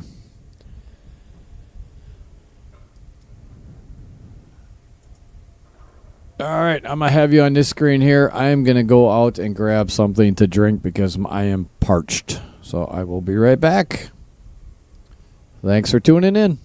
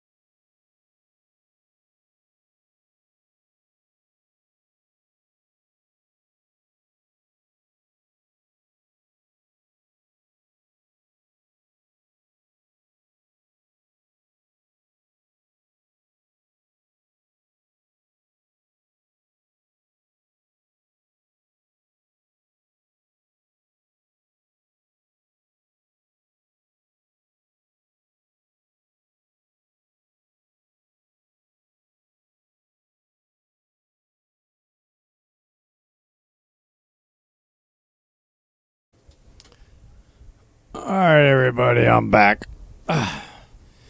I had to go clean the balls up from the rest of the tables. And then I had to get me a mountain, not a Mountain Dew, Jesus Lord. A Red Bull. Yeah, that's it. I needed some wings. So I got me a Red Bull. Back to the action, folks. We got a race to 2 and a race to 3. JR's a race to 2, Chris's to 3. Oh, hold on one second.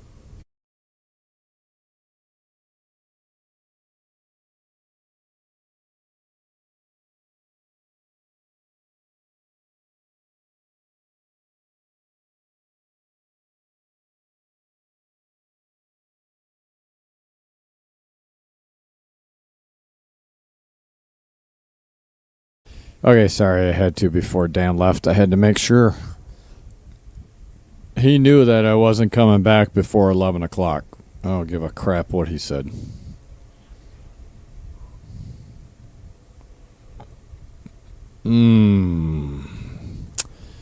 Yeah, Chris is not going to be happy with that because now he actually left that pocket open. He was hoping to, if he didn't make it, leave that in the pocket.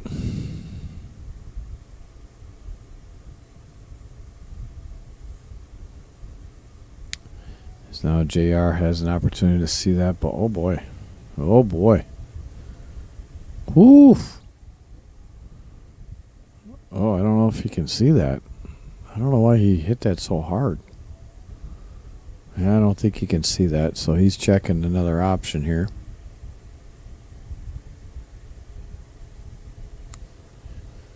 I don't think he has another option, to be honest with you. Yeah, I think he's stuck with that. 14. He's gonna have to come off the rail. The problem is he's have to come off the rail hard enough to get this clear. But he's got to be careful not to scratch because if he comes off the rail to make the 14, he could scratch. Oh, he was just playing a safe, but I don't understand why he's playing a safe there. It wasn't much of a safe because Chris can see that 2-ball all day. He's got to hit this a little hard. I bring it up, back. Oh, that was an okay try, but I don't think he needed to do that, to be honest with you. I'm just saying. So if he takes his 6-ball, gets straight on the 5, comes down and get right in line with the 4-ball, he can actually make the 4-ball, make the 12 and the 4 to clear that out. I'm looking right down the pipe of that. And he can, it looks like he can probably make both of those balls.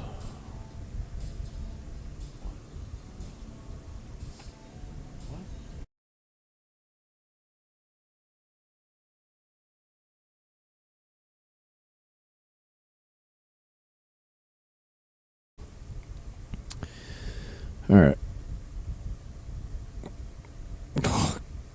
I don't know what Chris is doing here. He's playing a safe. Now, I understand he's probably going to carry him off the 4 into the 12. So be careful not to scratch. All right.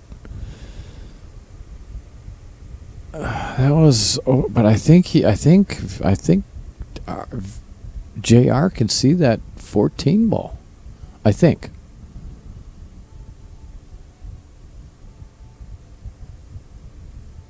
Maybe not.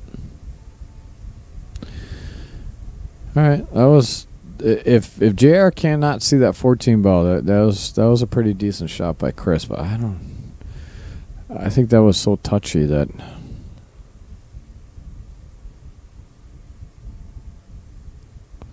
But again, he's going to do what he feels comfortable with.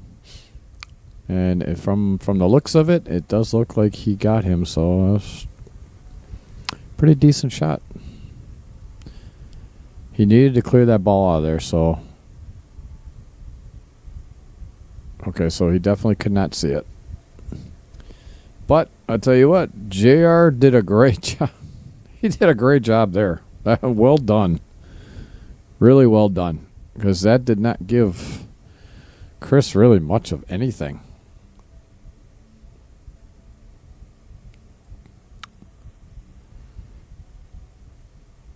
Wow.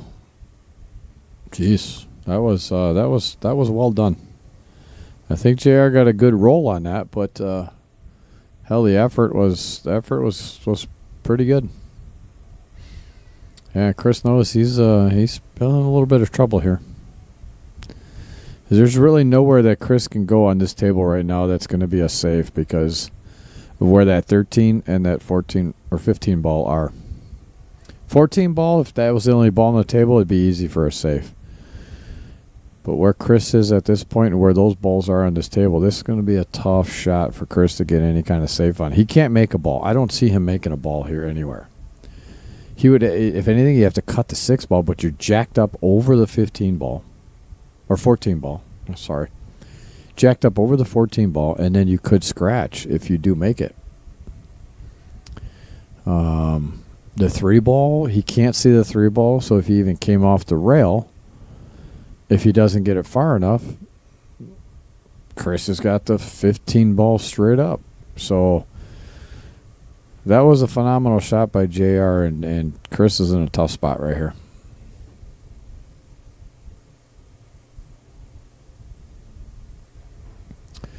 George, 7 ball. Yeah, but the 7 ball is, he could scratch if he makes it.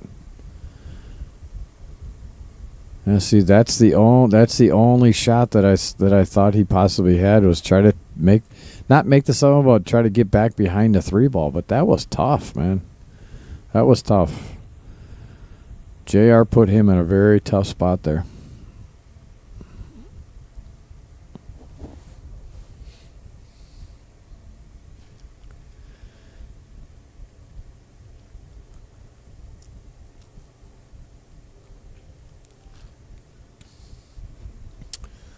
And JR nailed that one.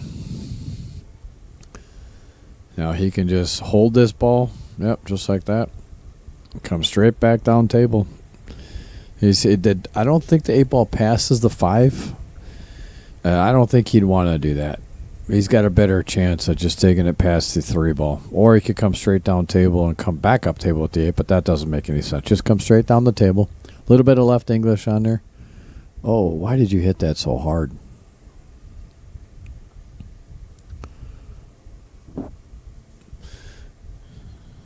I understand you want to get a little close to your work, but that was just a tad bit. He did not want to hit that any harder than that. I would not have hit that hard. I would have gotten down to about just below the center of the table, above the center of the table. All right, that's going to put JR on the hill, 10-8, raised to 11. Oh God, then I can go home. Holy hell.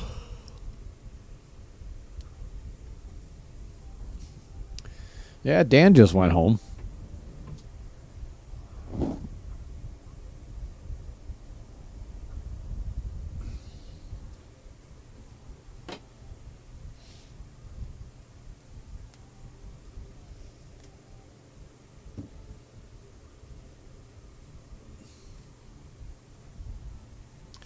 I think the guy whose tournament is should stick around and wait till the end of the tournament every night.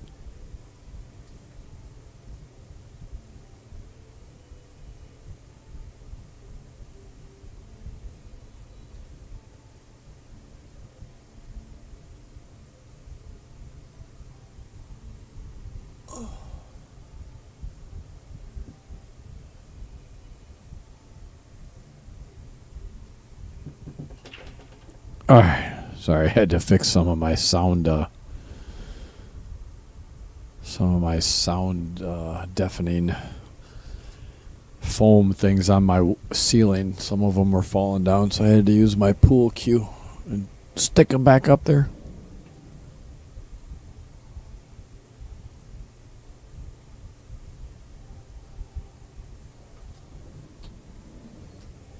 Trisha, thanks for streaming. Appreciate it. You are very welcome. It's my pleasure to stream this for you guys. Diesel, you're an asshole. That's all I have to say. And I'm blocking you from this channel from here on out.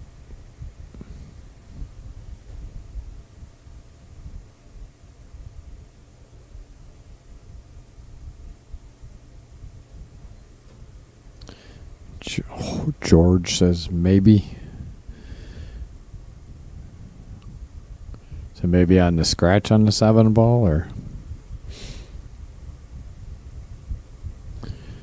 yeah, again, Diesel, I'm done blocking you. I ain't coming on your damn trip either. Done with you. You suck. What the hell was that, Chris? That was not smart. Yeah, he's definitely frustrated, and it's unfortunate. It's unfortunate because he was playing so well.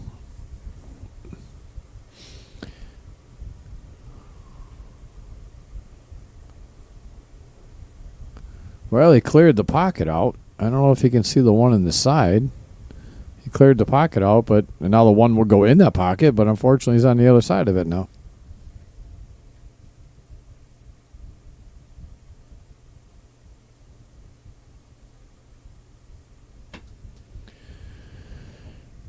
Yeah, you're right. I love you too, asshole.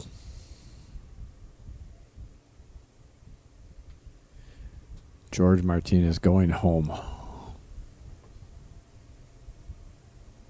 Huh? You got me confused, George. Maybe. And then going home. And then 7. Wait, what?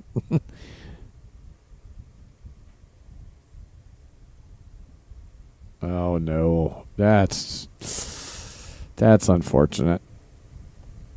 Yeah, that's too bad. I mean, JR is playing good. JR is playing good. No doubt about it. But unfortunately, Chris let his frustrations, I think, get in the way tonight, and I think fatigue got him. It's all right. Hey, everybody's got to go through the B side except one person, and that person is possibly going to be JR. Uh-oh. Maybe not so fast. Well, that was close. But everyone has to go through that way except one person. And go home, get some rest, shake it off. It's not worth being all mad about. It is what it is. And JR hit that very well to clear that 9 out of there. That was the only trouble. That was the only trouble kind of I was looking at there was that kind of cluster, and he just figured that out.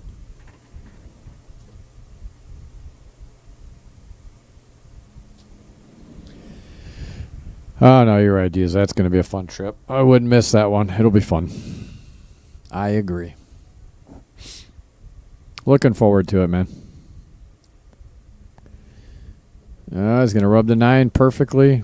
Give him a little bit of an angle there. So you take the 9, come back across table a little bit, get a little angle on the 10, so you can do the same thing with the 10. Make the 10 come back over to just either in between the 5 and 6. I wouldn't go between the 5 and 6. So here's the thing. I like this. If he can see this 14 ball right now, I like this shot. Except that. As soon as he hit that, I'm like, oh, why did he hit that so hard? Because even if you do run into a ball, the chances of you running the ball directly straight at it are pretty slim. I don't think he needed to hit the ball that hard, but it is what it is.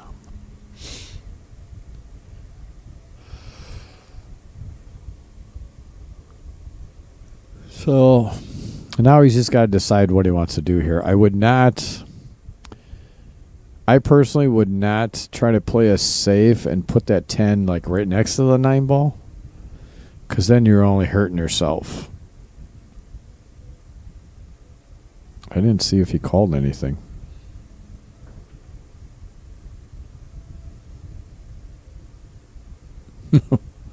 He might have gotten away with that. I don't know if the one ball goes.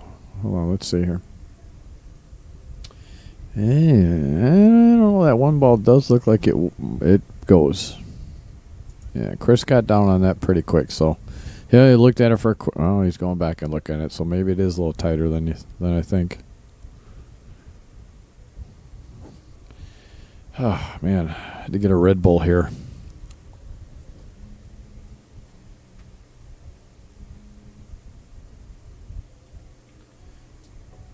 I keep making myself yawn, man.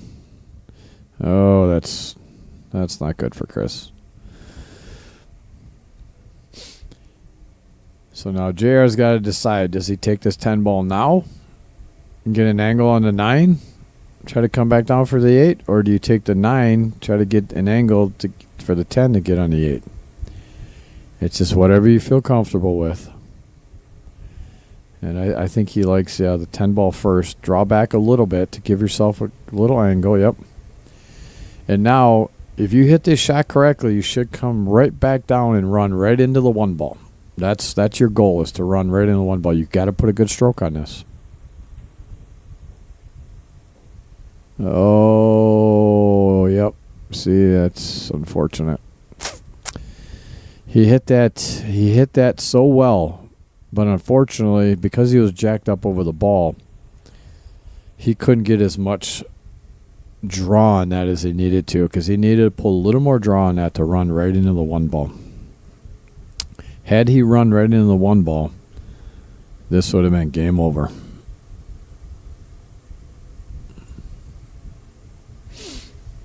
Now he's got to come up with something special just to get a hit on this ball. I don't really see anything he can do here to make this. All I can see is just at least trying to get a good hit.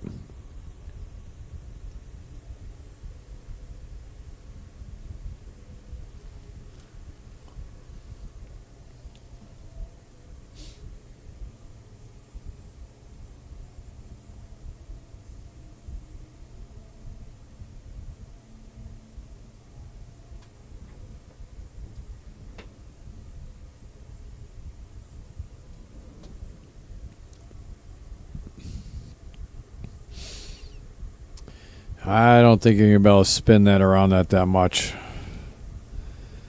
JR. Because here's the thing is, if he does spin it around the 5 and he does get to the rail, that's going to have so much spin on it that it's not even going to come close to the 8 ball. Not even close.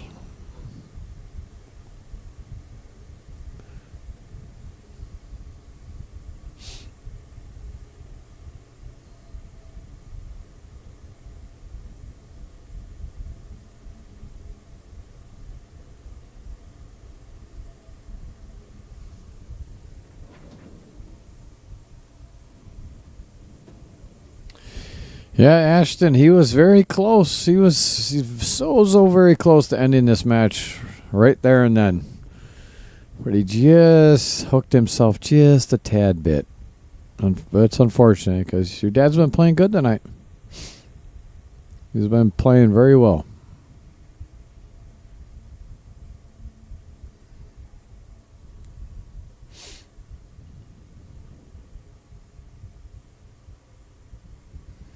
So what he wants to do here is he definitely just wants to at least get a good hit. He wanted to get a good hit. It would have been helpful, very helpful for him to get a good hit there, but unfortunately he just missed it. I am taking the 6 ball up in this corner, putting the cue ball right here, taking the 6 ball up here, getting this cue ball way up here. Taking the... What are you doing, Chris? He's not thinking properly right now. Because you take the 1 ball, then you come right down here for this, and then... Yeah, I'm not quite sure what he's doing. He's not... yeah, that's not the right pattern, Chris. I'm sorry. Because now you have to get perfect on this ball, which you didn't. This is what I'm talking about. There's such an easier way to do that.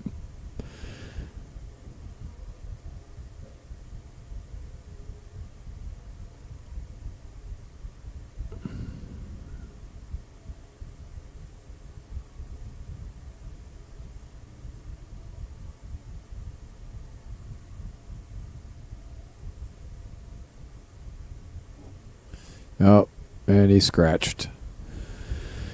And that is it, folks. That is your match, 11-8. Well, Ashton, you got your wish, brother. Your dad played well, so good for him. I'm glad he did well. I think Chris needed to heed my advice and go get some rest, but he didn't. But anyway.